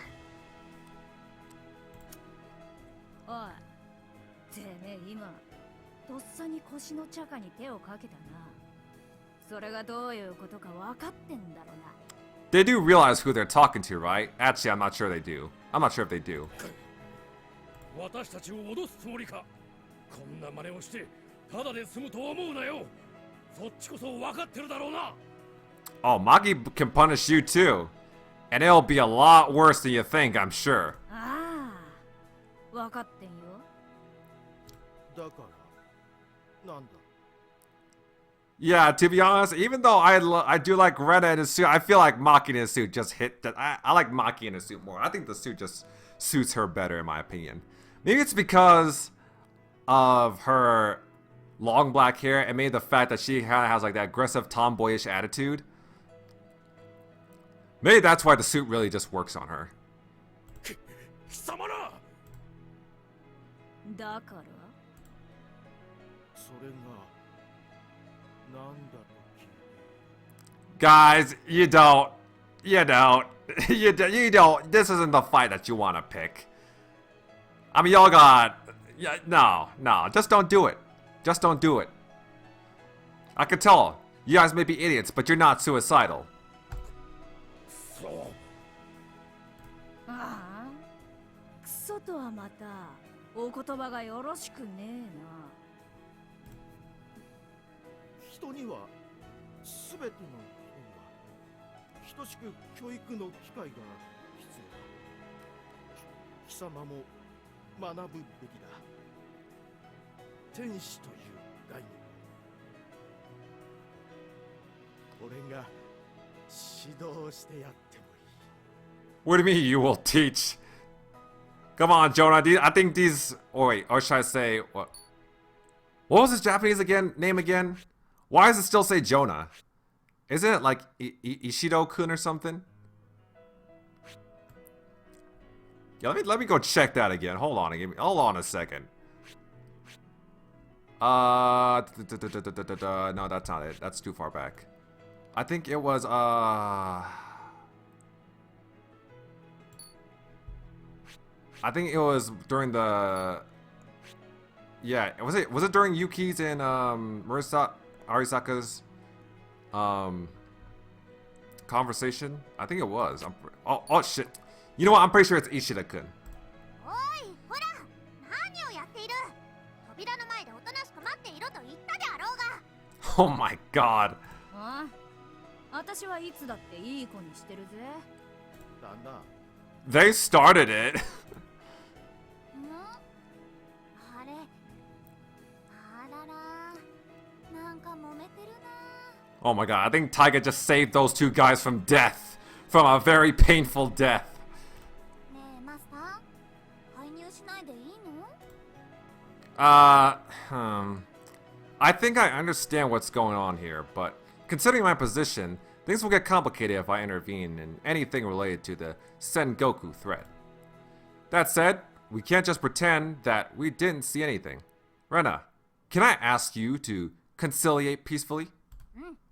いいよ任して Okay. はいはい何があったのかはだいたい予想がつくけど暴力はダメ Violence is bad. Oh, wise words from Fukami Rena. けどよ姉さん、こいつらそろそろ教育しておかねえといつまでも舐めた口聞きやがって。だからそういうとこだよマキこういう仕事してると麻痺してるかもしれないけど暴力で問題を解決しても物事は改善しないよくて現状維持で大抵はいい結果にならないんだよそれはこういう仕事をしているからこそわかるでしょわってそれでもどうしても喧嘩しなきゃいけないって時は周囲の同情を必要以上十分に集めてからって話だよというわけで先輩方も申し訳ありませんでしたここは一つ血気盛んな国防精神だと笑ってお許しいただけると大変助かります Aww. もともと我々は争い事を起こすつもりはない I mean, to be fair, when Rena is in front of you and starts talking, who could stay mad? さっきのは独り言だってか独り言こそ誰が聞いてるかわからねえんだから気を使えって話だろうがああいい年して SNS でやらかす若者気取りかああ Zoomers! Well, I guess that's another, yeah, that's definitely another, I guess, questionable translation liberty that the localizers decided to take. I mean, it is pretty strange, but you know what, it is what it is. It is what it is. Honestly, I love this series too much to make a fuss over stuff like this. Ouch! 先輩方には私の飼い犬のぶしつけを申し訳ないと思っているしかしここは日本人らしく義と情に反することなく感情を抑えてもらえないだろうか飼い犬のしつけは飼い主の責任ということでよろしいそう考えてもらって構わん何かあれば本気ではなく私に直接申し立てよではそのようおい行くぞああ Good grief. You keep getting into trouble wherever you go, don't you? 貴様隠れて見ておったな I figured it would only complicate things if I got involved myself, so I sent Rena to help out on my behalf. Rena, I'm sorry about what I said when we left. I'm glad I brought you with me. I brought you with me now. でしょでしょ言ったでしょ私がいた方がいいって Yeah, you're right. I'll remember this for next time.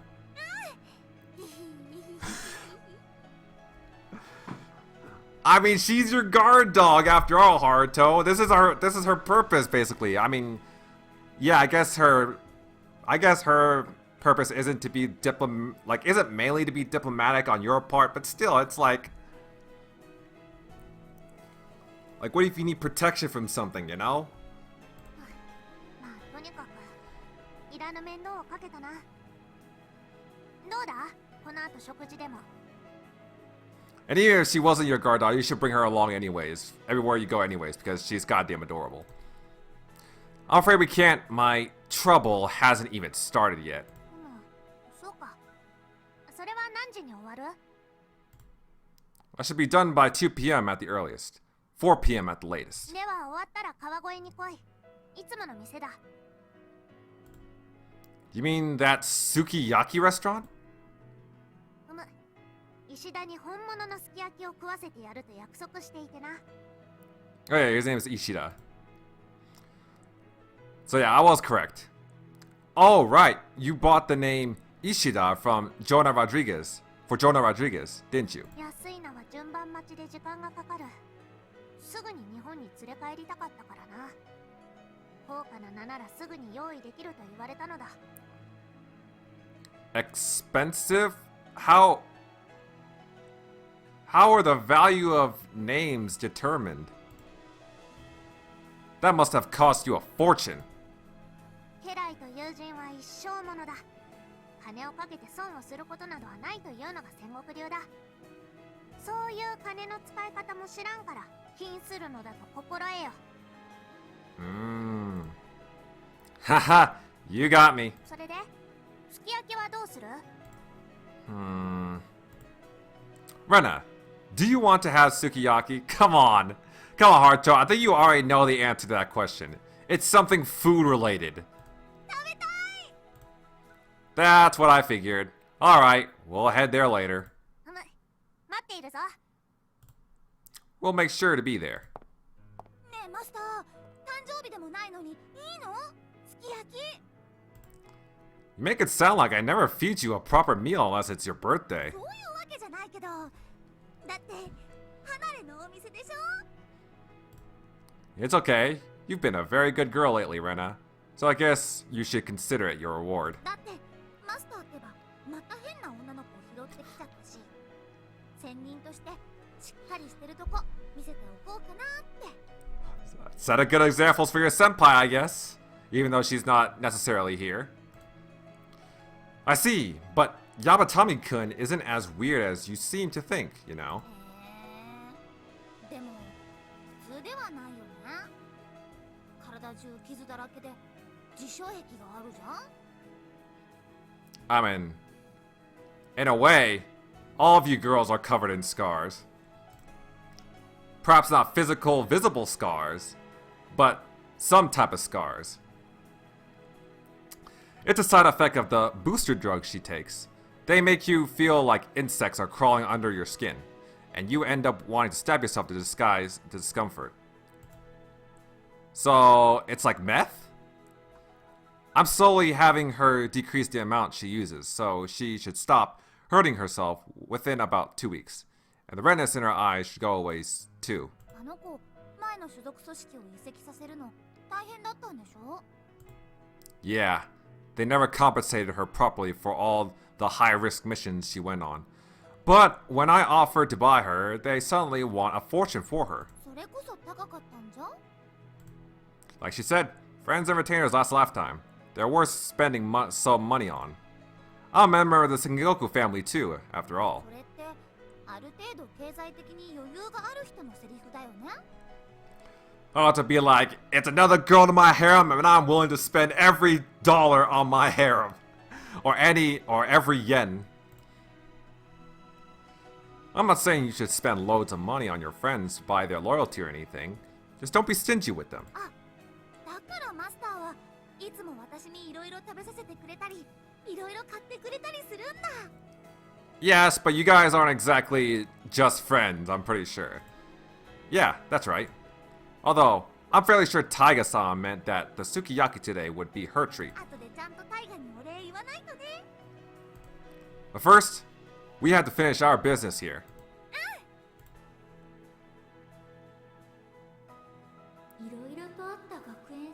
スもこうしてまた通常営業に戻りつつある。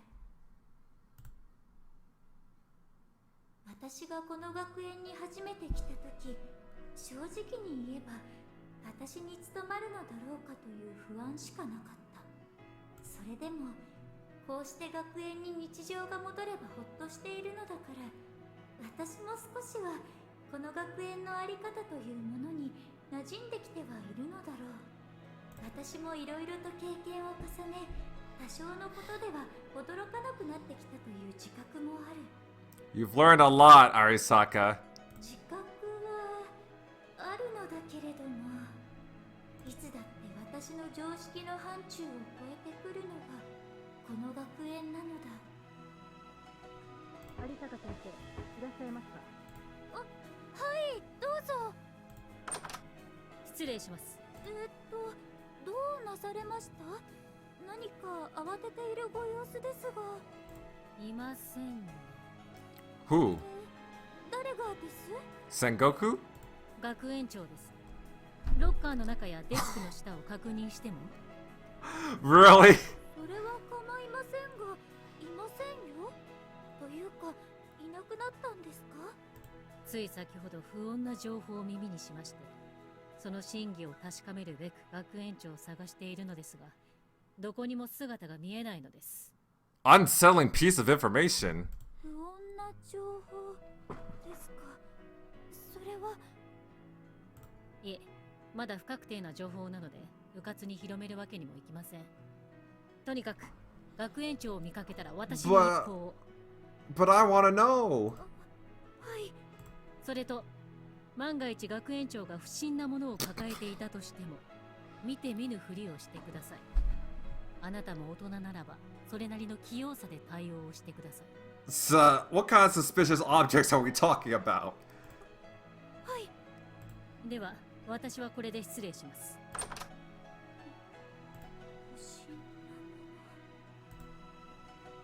不審なものってなんだろう。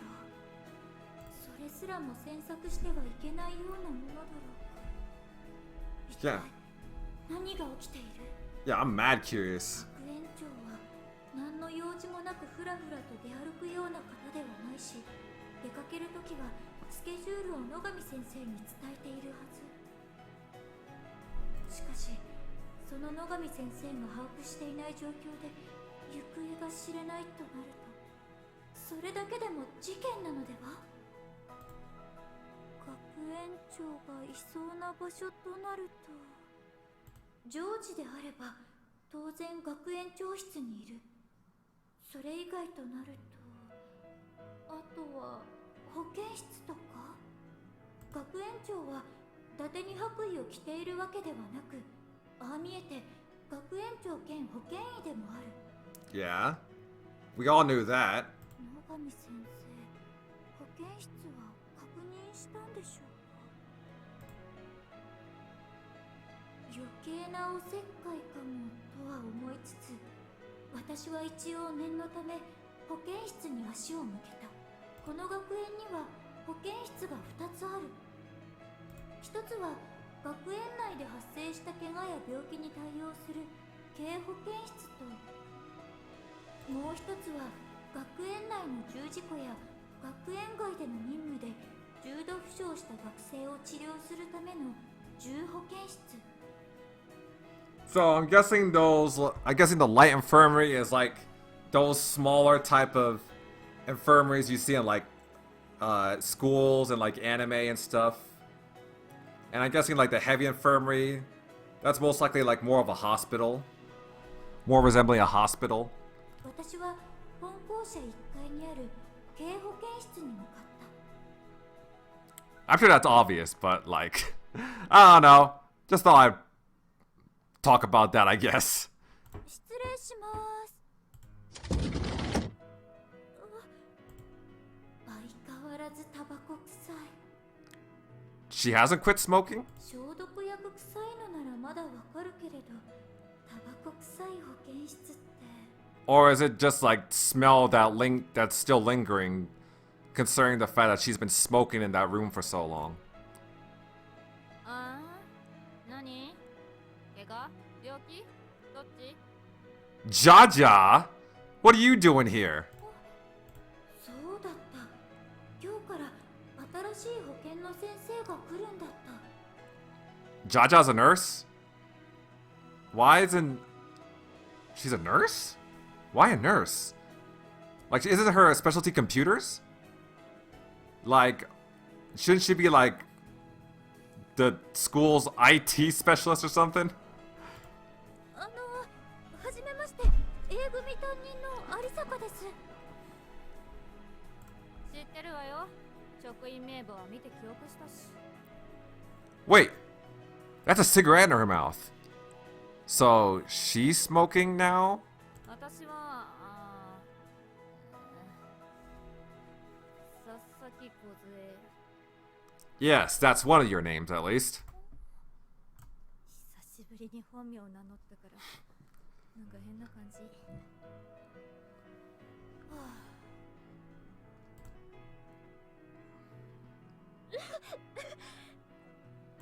ごめんなさいね。タバコやめなくていいって言うからこの仕事引き受けたのよ。何を言われてもやめる気はないから我慢してね。 Oh, is that what TFA made you do? Not smoke? Is that why you had a lollipop in your mouth for so long? Like the whole time we've been seeing you? 学園長がタバコをやめたかと思えば、こうして新しく喫煙者が配属されてくる。 Maybe it's time, should I say Sasaki? She's not called Jaja now, it's Sasaki. Maybe it's time Sasaki quit smoking as well. あの学園長が最後の喫煙者とは限らない。こうしてまた喫煙者が世界のどこかに現れるかもしれないというやつですね。 Maybe it's time Sasaki makes the switch to vaping or e-cigarettes. っていうかさ、私はタナトスシステムの管理者として拾われたはずでしょ。それがなんで保健室でこんなことしてるわけ？ That's what I'm wondering. さあ、私に聞かれましても。そもそもタナトスシステムの管理者だってやりたくてやってるわけじゃないし、くそ生意気で口の減らないシステムの相手をしてるぐらいなら、少しは可愛げのある子供の治療してる方がまだマシだとは思うけど。あら、心外ね。私だって年齢的にはまだ子供よ。それに可愛げを出してほしいならそうするわよ、梢ちゃん。I mean, we all know who Thanatos is based on, so she is definitely capable of acting cuter, I'd say. 話しかけられてもいないのに勝手に話しかけてくんじゃないわよ。そういうとこだって言ってんの。あと梢ちゃんって呼ばないで。学生が真似するでしょが。ごめんね、コツコツ。おかしなあだ名をつけるのもやめて。なれなれしいのよ、あんた。コズコズ。あんたもすぐ影響されて呼ばないの。Alright, whatever you say, Kozu Kozu. ああ、すみません。なんかちょっと言いたくなってしまって。それであんたは何しに来たのよ。病気なの？怪我なの？ああ、いえ、どちらでもなくて、その学園長がいないかと。学園長？ああ、戦国一流ね。ここにはいないわよ。Yeah, we knew that. 本当ですか？かくまう理由もなければ義理もないわよ。なんでそんな疑うのよ。 Actually, we didn't really know that, but I mean, it's still no surprise. いえ、野上先生に習って一応聞いてみただけなので。I mean, we knew she was missing, but yeah, where did she go? 学園長なら中庭にいるわよ。本当ですか？監視カメラに映っているもの。確実よ。 Damn. Kinda makes you wonder why Nogami didn't ask Thanatos. 意外とすぐに見つかりましたね。野上先生も花とさんに聞けば早かったのに。あの人はね、私と話していると小馬鹿にされているようで腹が立つんですって。Wow. 機械が人を小馬鹿にするのなんて昔からでしょうね。今さら何を言ってるのって感じよね。Well.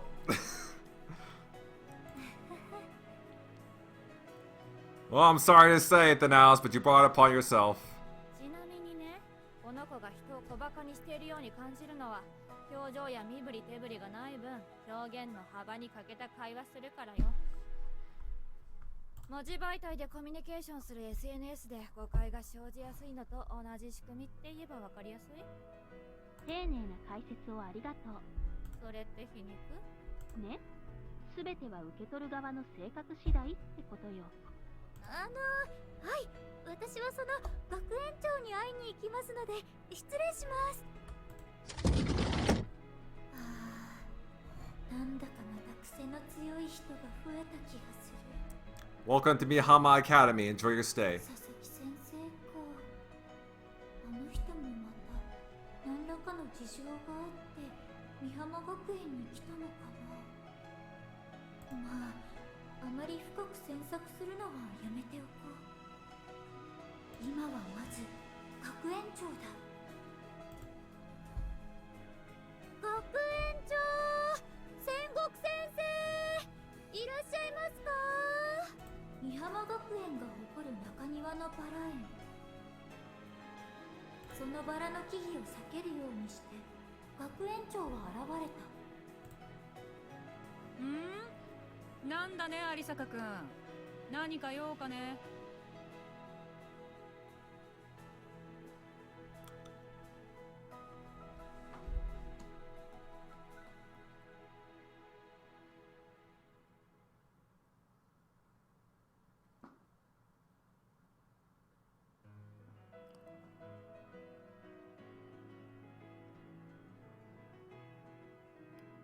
What the fuck?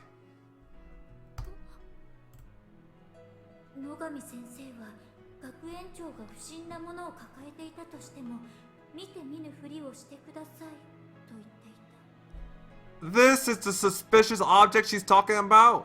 I have so many questions. その不審なものとは一体何だったのか。私は一目で気がついてしまった。というか気がつかない方がおかしい。学園長、Yeah, where do you even begin? What kind of question do you start off with? どうしよう。見て見ぬふりをしろと言われたのに気になって仕方がない。ついチラチラと見てしまう。ああ、これかね。これはあれだ。第4世代タナトスシステム人型コアの新しい試験体だ。Oh. 昨日の夜に肺呼吸に切り替えたばかりでね。まだ名前もついてないんだが、何かいい名前はないかね。Oh yeah, remember that was supposed to be Haruto's purpose before he ended up being a part of Sword. 葵の場合は試験体番号の語呂合わせで適当に名付けたが、こいつの場合は0164でね、おい虫というわけにもいかんし、そんな名をつけたら学校でいじめられかね。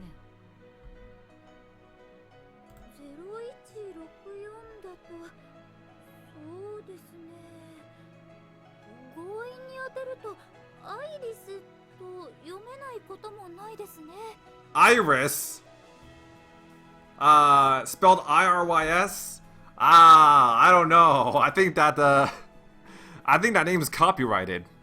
I think Hololive would have to have a word with you. 悪くないね。若干イリスっぽいのが気になるところだが、それにしよう。Irisu.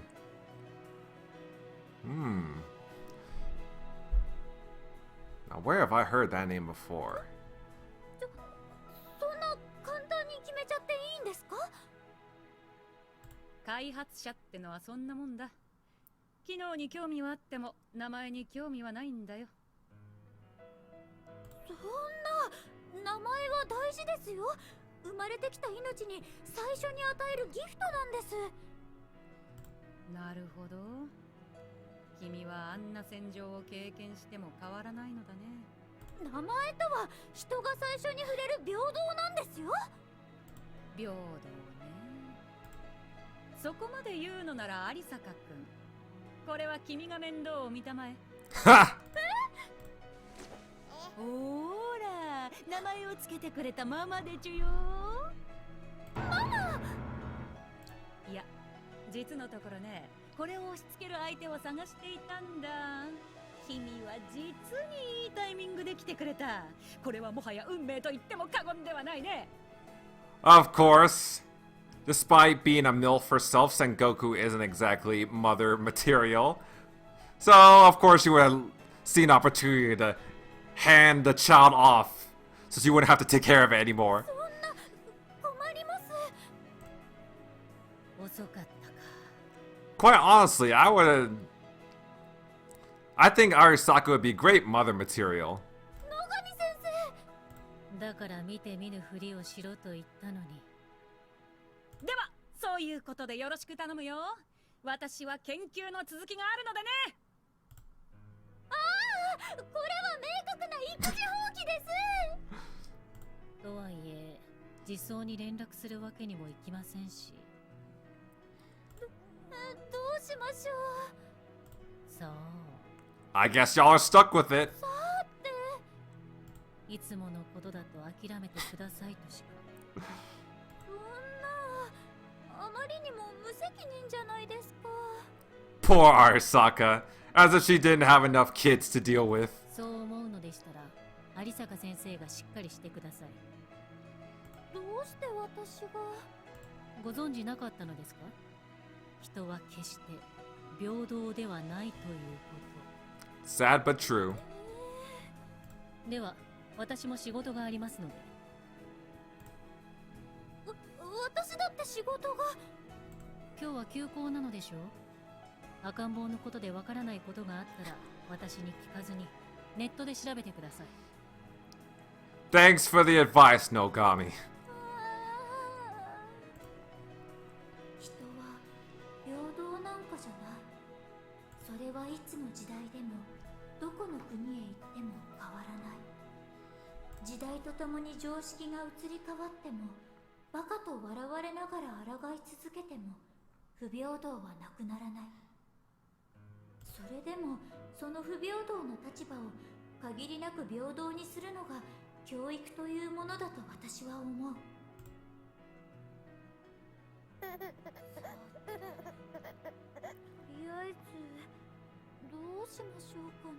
Oh, look at that. It sounds like the baby is already taking a liking in Arisaka. この子のために私にできることとは何だろう。国を守ったり、社会を守ったり、権利を守ったり、そういうのは一階の教員である私の一存でどうにかできるようなことではないけれど。 Ooh, this seems like a pretty satisfactory. This might be a pretty satisfactory conclusion for Arisaka. She's not able to protect any of the students at Sword because, well, let's be real, they can protect themselves. But now she's given some that she can protect, someone she can look after properly. たくさんのことを教えて、この子が自分の身を自分で守れるようにしてあげるぐらいのことはできそうだ。 You may not be able to help Sword in any special. Well, I mean, I guess you do. Oh, yeah, I mean, you do help Sword in your own special way. I mean, you are like the human element in their life, but not. How do I say this? Well, I'm just gonna go with what I said earlier. You weren't able to protect. You don't have the ability to protect Sword because they can protect themselves. So now you have something that you can't protect. 何よりもまずはこの子が悲しむようなことにならないように祈ろう。 Oh yeah, that's a better way of explaining it. Like, as much as I would love to see it, Sword, the girls and Haruto, they're not gonna have normal lives. Their lives are not normal.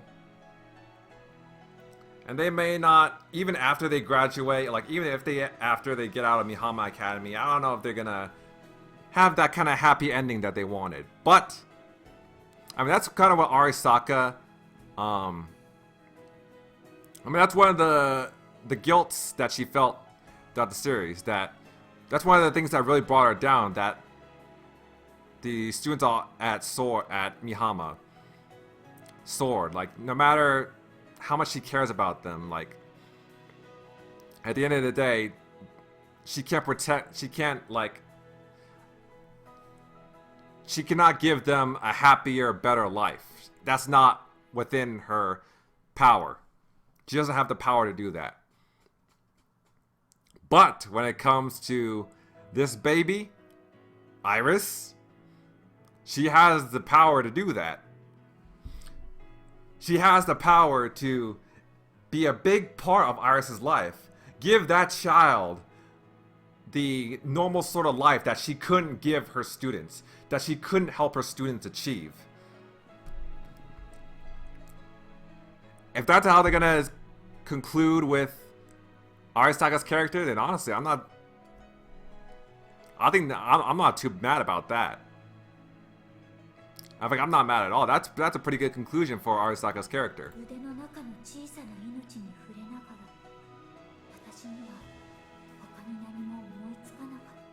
I honestly can't complain.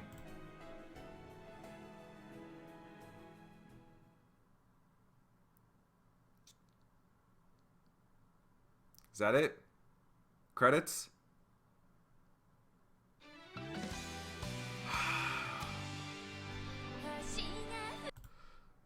I'm gonna have to mute the music because I'm pretty sure, because I might actually get a copyright strike from it, or like copyright claim from it.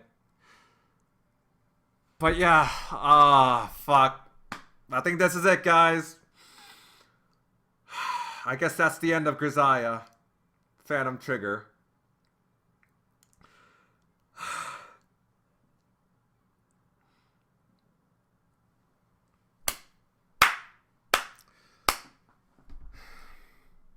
This was an incredible journey.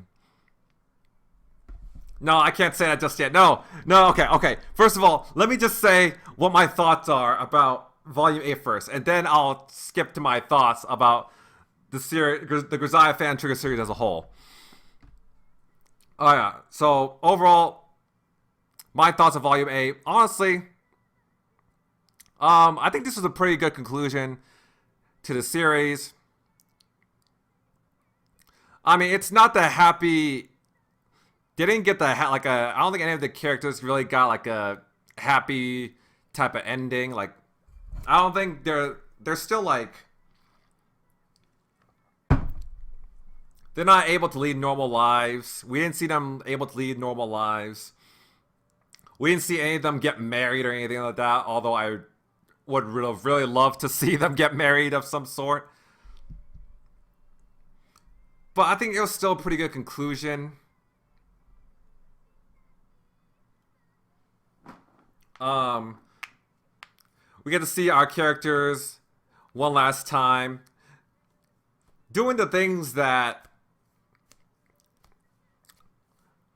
we really don't admire them for. We get to see one last piece of like that beautiful, sweet, adorable bond between Rena and Haruto. We get to see that aggressive, tomboyish nature of Maki from one last time. We get to see that motherly nature from Chris one last time, as well as her ability to be a really good cook. We got to see Taiga's childlike nature for one last time. We got to see Murasaki's like kudere tendencies. Yuki's One-san tendencies, personality. One last time. Overall, pretty good send-off for our characters. Like I said, I could have...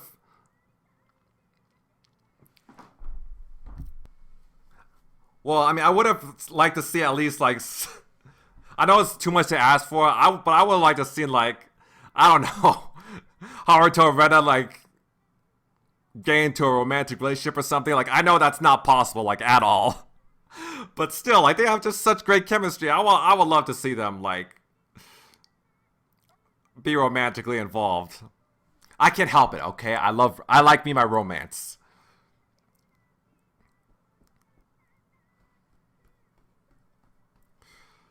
But yeah, I mean, however, I still, like I said, I'm still wondering what happened to Patrick and the boys. What's gonna become of them? Like, are we gonna see that after the credits, or? Yeah, that's probably my biggest question when it comes to this finale. Like, what exactly happened to them?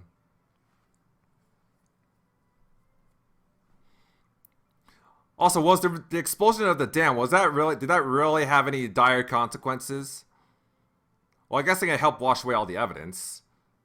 So, I guess that's something. But I felt like, with the dam about to burst, there was gonna be like a risk that they were all gonna like drown in a flood or something. I don't know. So I do have some questions about this finale, but other than that, I think this was a great conclusion overall. This was definitely the darkest. This was definitely the darkest installment of the Grisaia fan trigger series, that's for sure. That much is true. Like, we see some dark shit before in Grisaia Phantom Trigger and in the Grisaia series in general. But this was still like, but I don't think anything that we've seen in like the previous Grisaia Fan Trigger volumes can top what we saw in volume 8 in this volume. I mean, especially considering what happened to all those nun girls. Like how they were killed off. How they were just innocent girls that had their whole life ahead of them.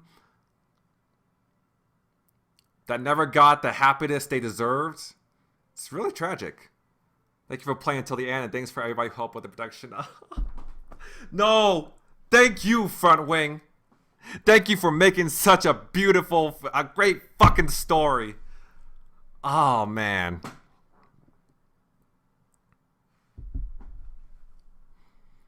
Thank you, Frontwing. I love the Grisaia series, man. I will always love the Grisaia series. Is that it?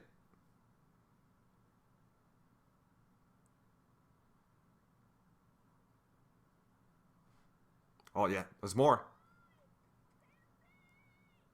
Oh, here we go. All right. Here it is.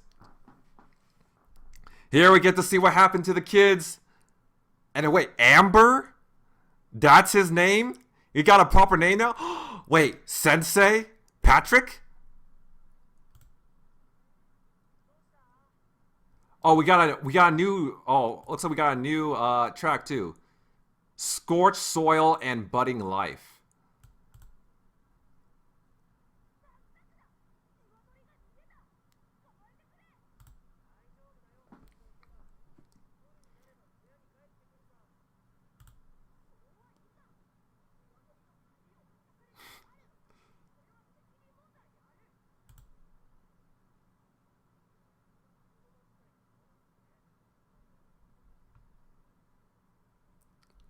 Hey, man, it looks like he's improving, okay?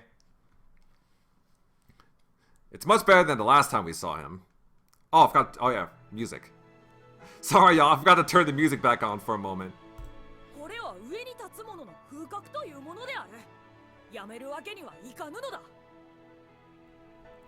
Actually, I'm gonna play some of this dialogue again. Because honestly, it's my fault for not turning, the desktop volume back up after the credits stopped rolling. So yeah, let me play for you guys some of the dialogue. Oi! Sensei! どうした？ダッサクだ！鶏が逃げた。捕まえてくれ。大丈夫だよ、放っておけば。夜になれば小屋に帰ってくるさ。そうはいかん。鶏の管理を任されたとあれば、これは責任問題である。君はなかなか言葉遣いが治らないね、アンバー。これは上に立つ者の風格というものである。やめるわけにはいかぬのだ。まあ子供のうちはいいけど、大人になってもそれじゃまずいよ。大人になるのは実に面倒だな。Well, get used to it. Because growing up is a luxury that some people did not have. そう、大人は面倒だ。だから勉強するんだよ。そうか。だが今は鶏が優先だ。王か、ハンザ、私についてこい。逃走した鶏の捜索を開始する。心得た。Oker and Hansa, huh? 構わんぞ。二人とも畑の仕事があるだろ。何であるか。ではナフトールとキプロスを連れて行く。Naphthol? Cyprus? Where do these names even come from? あ、こら、二人には幼い子たちの面倒を見させてるから。おいアンバー。まったく先生なんか呼んでるくせに僕の言うことなんて全然聞きやしないんだから。あの日の戦いが終わり、 DFA 本部は水没して壊滅。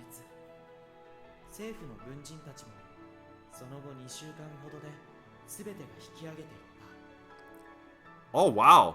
Patrick's actually narrating his own thoughts. I don't have to read them.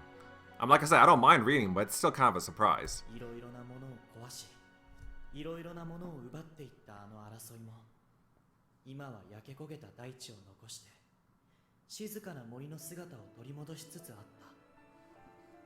た。あの戦いの後、僕は思うところがあって、この森に残り子供たちにいろいろなことを教えている。まずはろくな名前もなかった子供たち一人一人に名前をつけた。名前をつけたといっても、これだけたくさんいると名前を考えるのも手間で、僕は壁画修復の仕事で覚えた絵の具の色の名前を子供たちに与えたのだ。 So wait, these are all paint colors? Really? Okay, so, I mean, I know amber is a paint color. That makes sense. Cypress, that sounds like a shade of blue or something. But what are the other ones? Naphthol and Naphthol, Ochre, Hansa. What are those colors? きっとこの森の最初の大人だった先代の先生も同じような理由でアルファベットで順に名前を決めたのだろうが、それに比べればいくらかマシな名付けだとは思う。It's strange names, but you know what? I think it is better than just letters. そんな風に先生などと呼ばれたところで、彼らにしてみればただの物知りな男でしかないし、多くの女の子を死なせてしまった僕だ。 No, dude. 大きな顔をする気もない。 No, dude. Don't think of it that way. You didn't let those girls die. You really did do your best to try and protect them.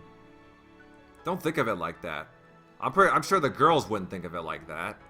けれども、そんな僕でも彼らに教えてあげることはある。彼らは今これまでの武器を手に入れて必要なものを奪い取る狩猟社会から畑を作り家畜を育てる農耕社会へと移行している最中だ。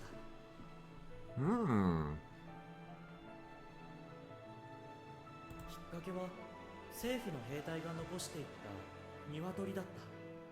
置き去りにされた20羽ほどの鶏を見つけた時、アンバーはすぐに食べようと言い出した。鶏は食べてしまえばおしまい。けれど飼育すれば定期的に卵を手に入れることができる。 An egg has a lot of protein. そんな当たり前のことをこの森の子供たちは知らなかった。教えてくれる大人がいなかったのだ。だから僕は鶏を飼い畑を耕すことから教えた。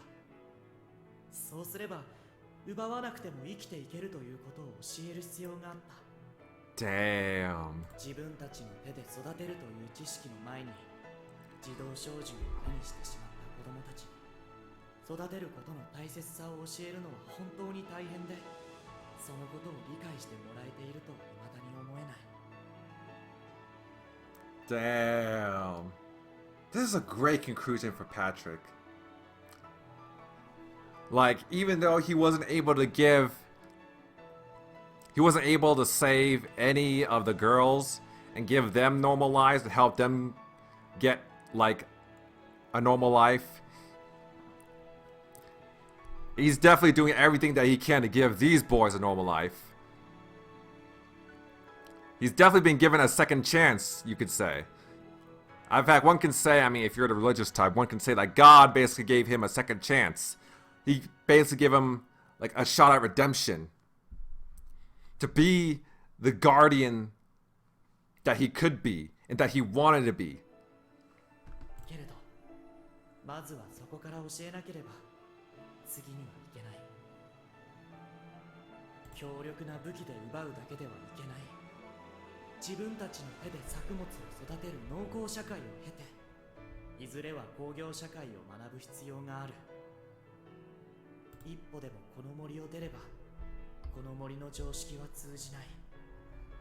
高度に情報社会と化した山の外に出ていくためにはどうしたって必要な知識だ。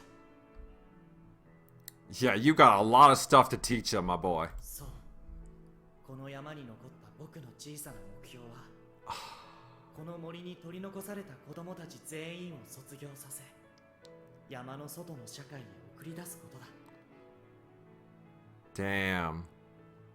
So basically, Patrick and these kids, like, this is basically like what we have here is basically TFA's version of Mihama Academy. Patrick's basically Arasaka, while the kids are basically Sword. それがいつのことになるかはわからないし、本当にそんなことが可能なのかもわからない。けれどもそれがあの戦いを生き残ってしまった僕にできる。Whoops. おーい先生、鶏がそっちに逃げたぞ。確保せよ。 Ah, no, I have to listen to that again. けれどもそれがあの戦いを生き残ってしまった僕にできる。せめてもの償いのようにも思えるのだ。先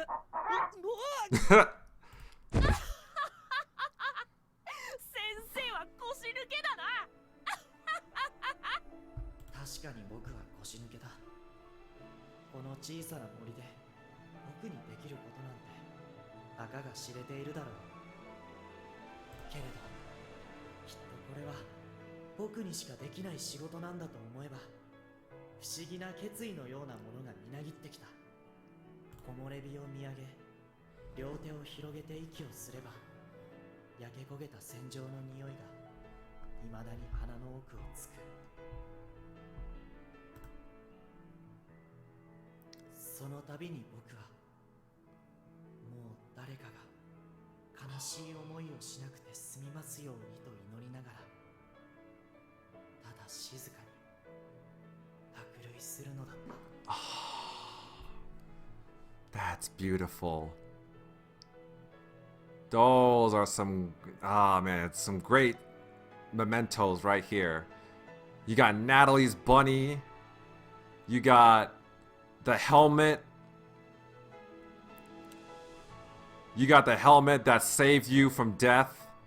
And you got an AK. An AK that's like remnants of a tragedy that used to be. And look at the symbolism of this helmet right here. There's a sprout, a sapling going through the helmet.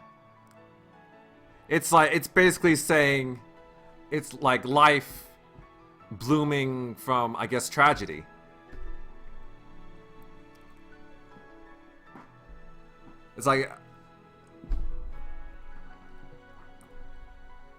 It's like life, like blooming, being born, like blooming from death, I guess you could say. Or I guess it's saying that life and hope overcomes death and war and tragedy.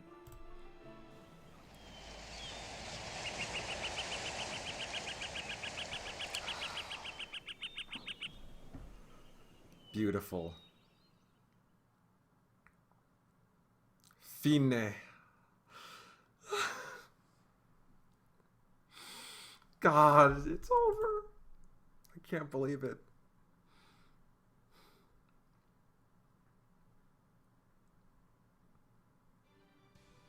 Oh, previews, of course.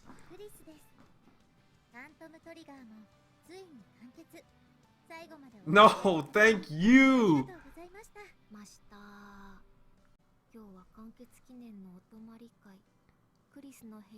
Get one last Chibi, Murasaki, and Chris moment.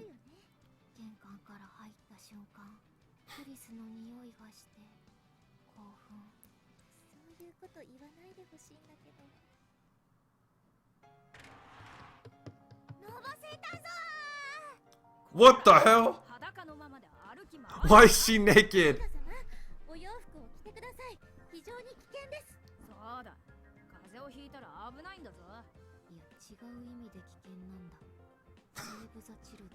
I'd be very concerned if children were playing this game.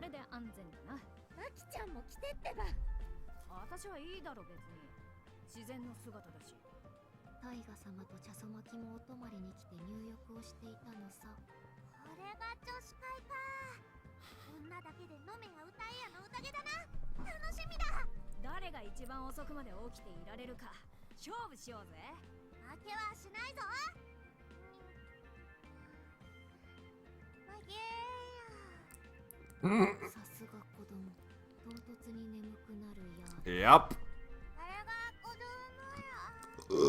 Yes, you are.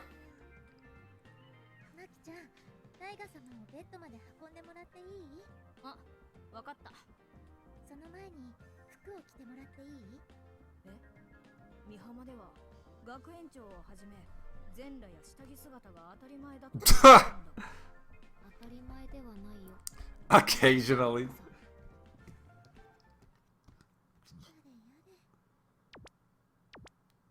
Oh, Yuki. Why is she like a ball? Haunted Yuki Bean plushie.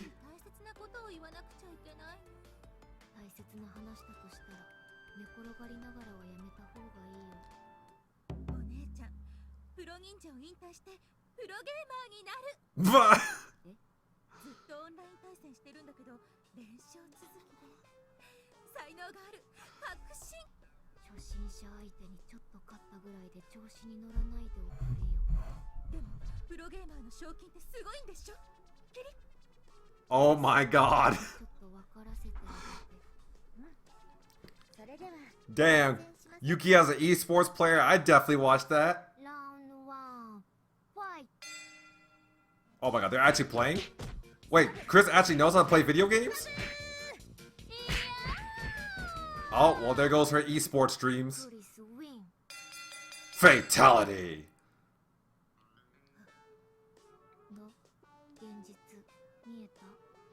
Maybe Chris should be an esports player.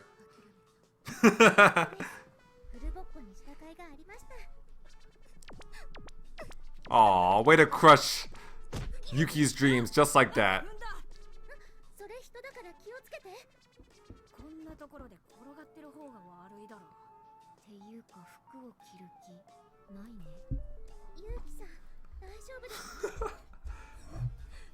She's endured worse.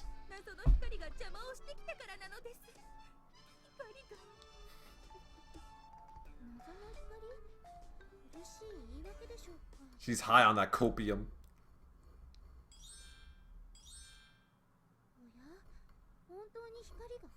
Looks like it.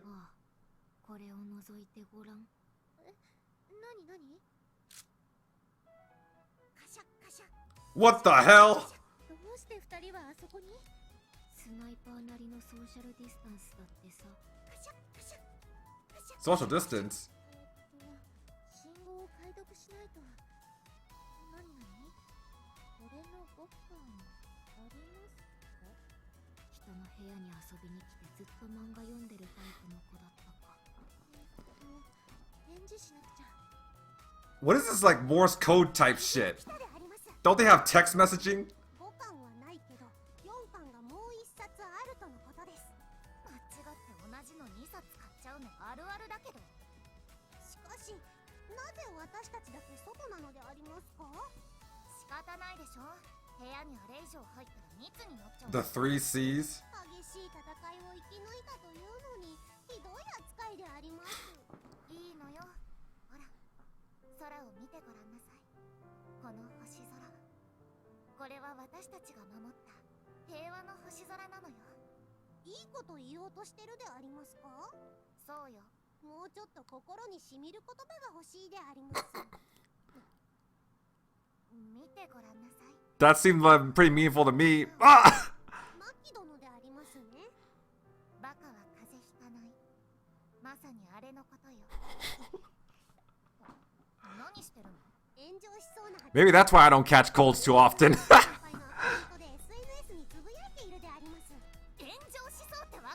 Oh no, she's gonna get canceled.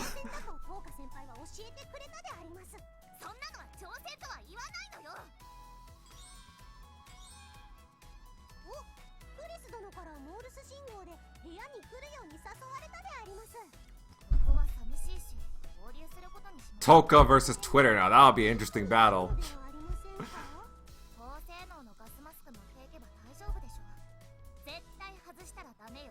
Gas mask?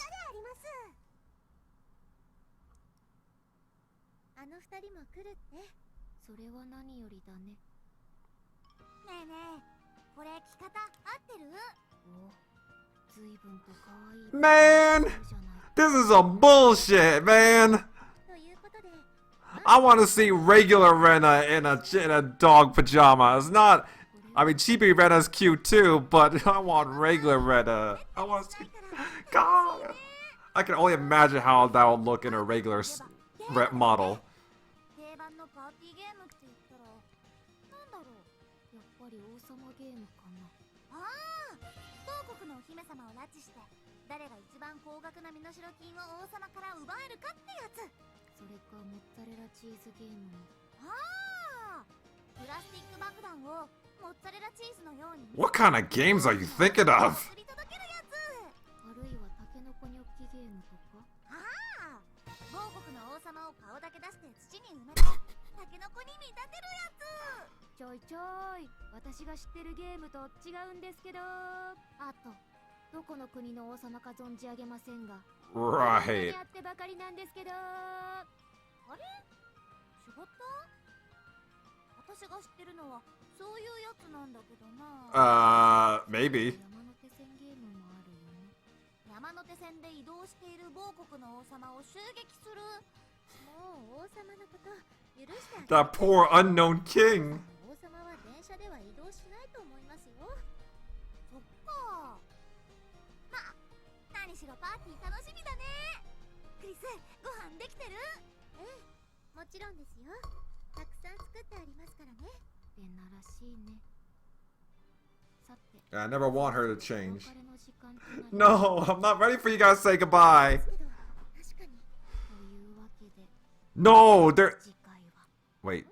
次回？戦国時代に突如としてタイムスリップした美浜学園一同。 Shit, I would watch that. I would play that. 軍 Wait. 各居の世においてタイガ様は日 Wait. 本統一を目指すのだった。次回戦国ファントムトリガー改め Sengoku Phantom Trigger. お楽しみに。本当にやるのそれ。なんてね、アイデアだけは尽きないんだけどね。何はともあれ、またどこかで皆さんと会える時があるはずです。 I'm sure you mean the TV series. 生きてさえいればきっと Something like that. 共に生き抜きましょう。 I did enjoy Phantom Trigger. My turn.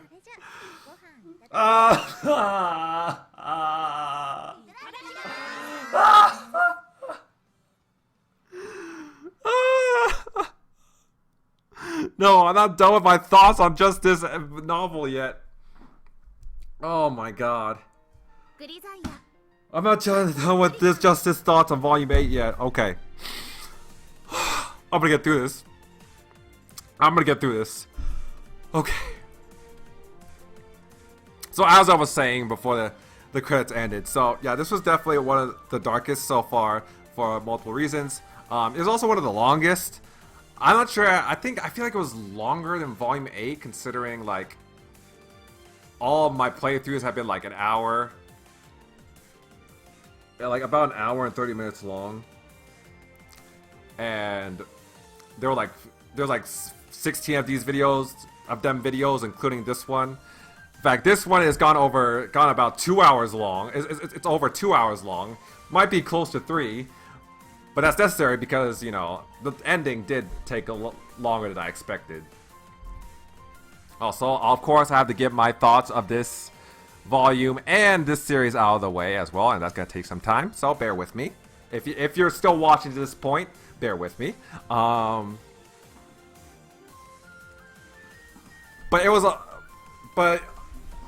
I definitely didn't mind the fact that that this and volume 7 were 2 of the longest volumes in the series, mainly because I mean that's how long it's gotta take, you know, to properly wrap everything up.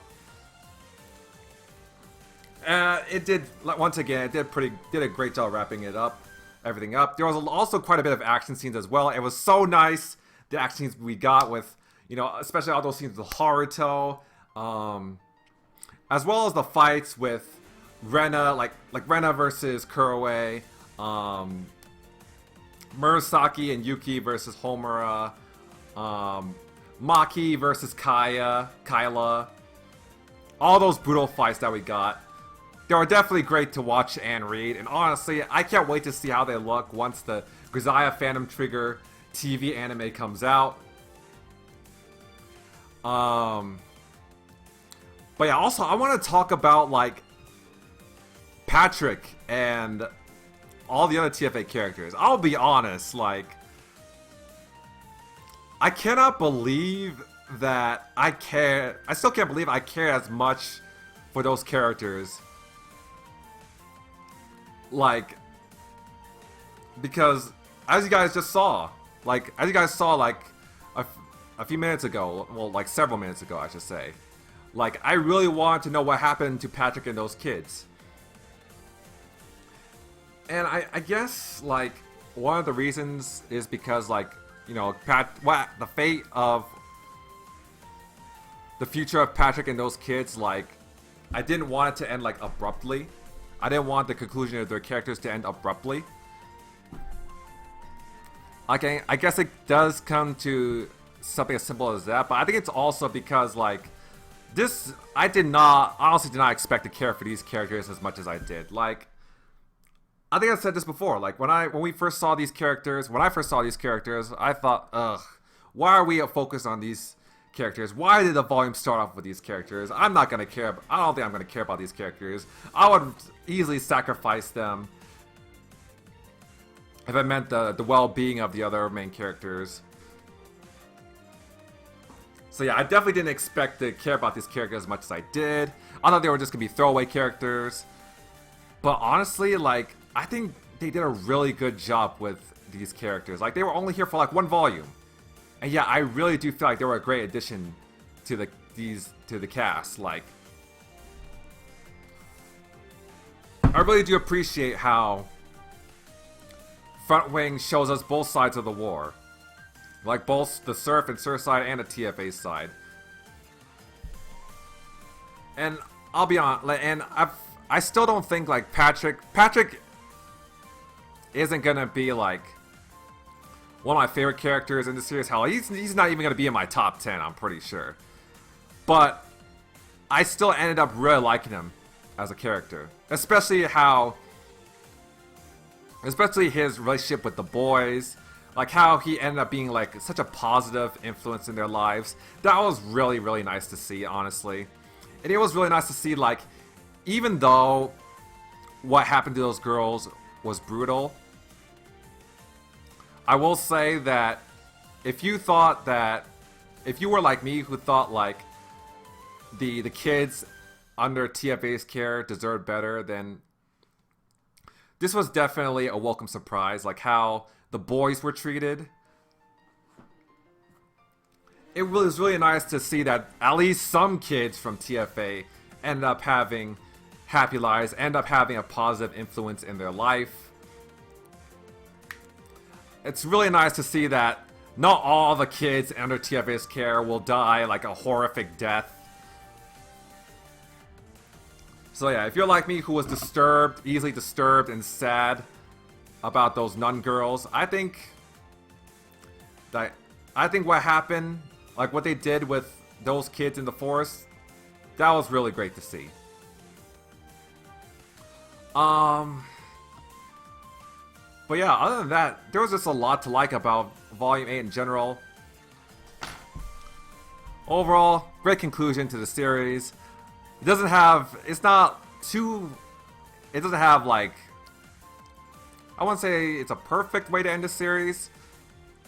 I mean, but still, I mean, I think it would have been nice to see for like for the cast of Phantom Trigger to like retire somewhere, to see them like as adults and like see them retire somewhere. Like what happened to Yuji and the girls and his girls, but it is what it is, I guess. I guess at the end of the day, not everybody in the Grisaia universe can have that type of luxury. As for what I think about this series as a whole, oh my gosh, Grisaia Phantom Trigger. I remember when volumes 1 and 2 of Grisaia, when they were first announced, when the Grisaia Phantom Trigger series was first announced, I honestly wasn't sure if I wanted to play it or not, because like one of the reasons why I got into the Grisaia series in the first place was because of the anime. But when I learned that, unlike the Fruit of Grisaia, like the original Grisaia trilogy, like when I learned that Grisaia Phantom Trigger wasn't gonna have any like sex scenes or like multiple roots and all that, like any like romantic roots and all that. When I first learned about that, I wasn't sure if I was gonna play it, because that was one of the things I really loved about the original Grisaia trilogy. But I still decided to give it a shot because I loved Grisaia. And you know what? Despite it not having sex scenes, despite it not having any romantic roots, this was still a fucking great series. Like, sure, people will still love the Grisaia series for Haruto and his harem, Amane, Michiru, Yumiko, Sachi, Makina. Those are still that's still the OG cast. I mean, that's the cast of characters we've all come to know and love. And I don't think anybody can replace those characters. But I think it's fair to say that Haruto and the rest of the cast of Grisaia Phantom Trigger, they're also likable in their own right. They're all incredibly likable in their own right. Haruto is such a fucking great protagonist. I think I said this before, but I'll say it again. Grisaia really knows how to make really good fucking characters. They really know how to make great protagonists as well. Yuji will still be my all-time favorite anime protagonist. Maybe my all-time fictional protagonist, but Haruto is still a really great protagonist in general. I think in terms of like fictional protagonists in general, he may be in my top 5. He may still be in my top 5. He's just that fucking good. But yeah, even though Grisaia Phantom Trigger didn't have any of the stuff that I mentioned. It still had great characters, it had great action, great story, and a lot of like great dialogue as well. Lots of good comedic moments, but also a lot of good like emotional moments as well, and a lot of good like dialogue that you just can't help but think about a lot. Like there has been a lot of like dialogue that could really serve as great life advice. Like for real. Like you can make an entire book about just like all of the great dialogue and like quotes from the Grisaia fan trigger series that could actually serve as great like life mottos, like great advice for life in general. Like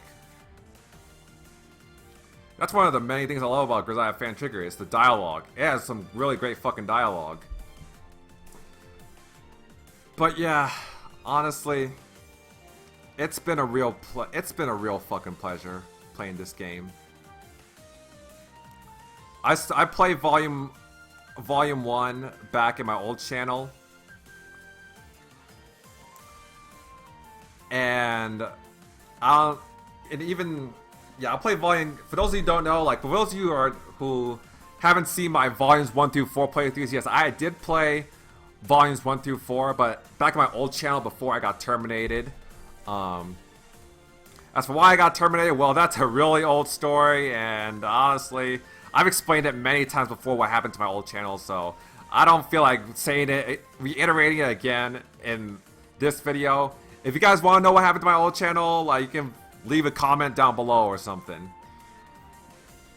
But yeah, I did play Volumes 1 through 4, but sadly, those videos are gone along with my old channel. They might be in my old laptop, my old broken laptop somewhere.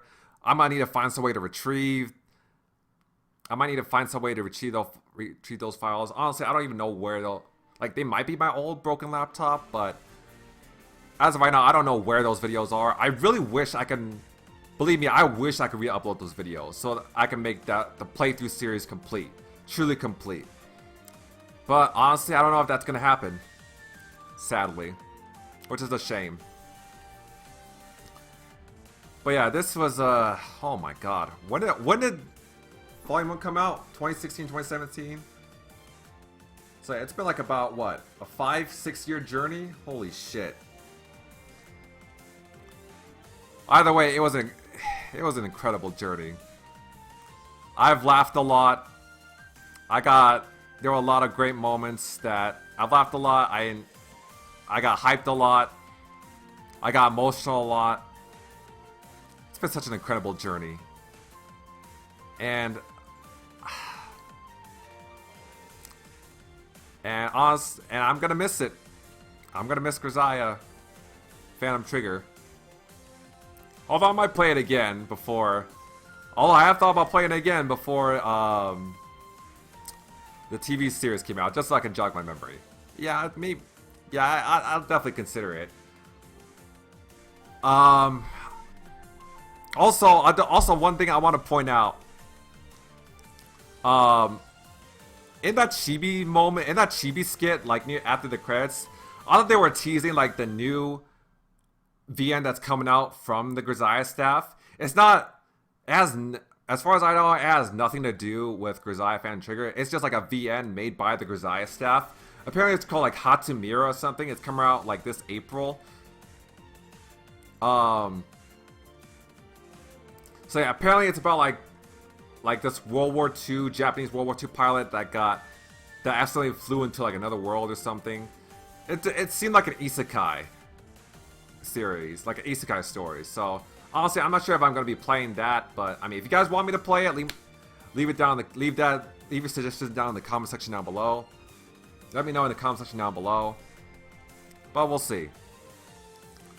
But we'll see. I mean, it's an isekai series, and honestly, I'm just burnt out by isekais.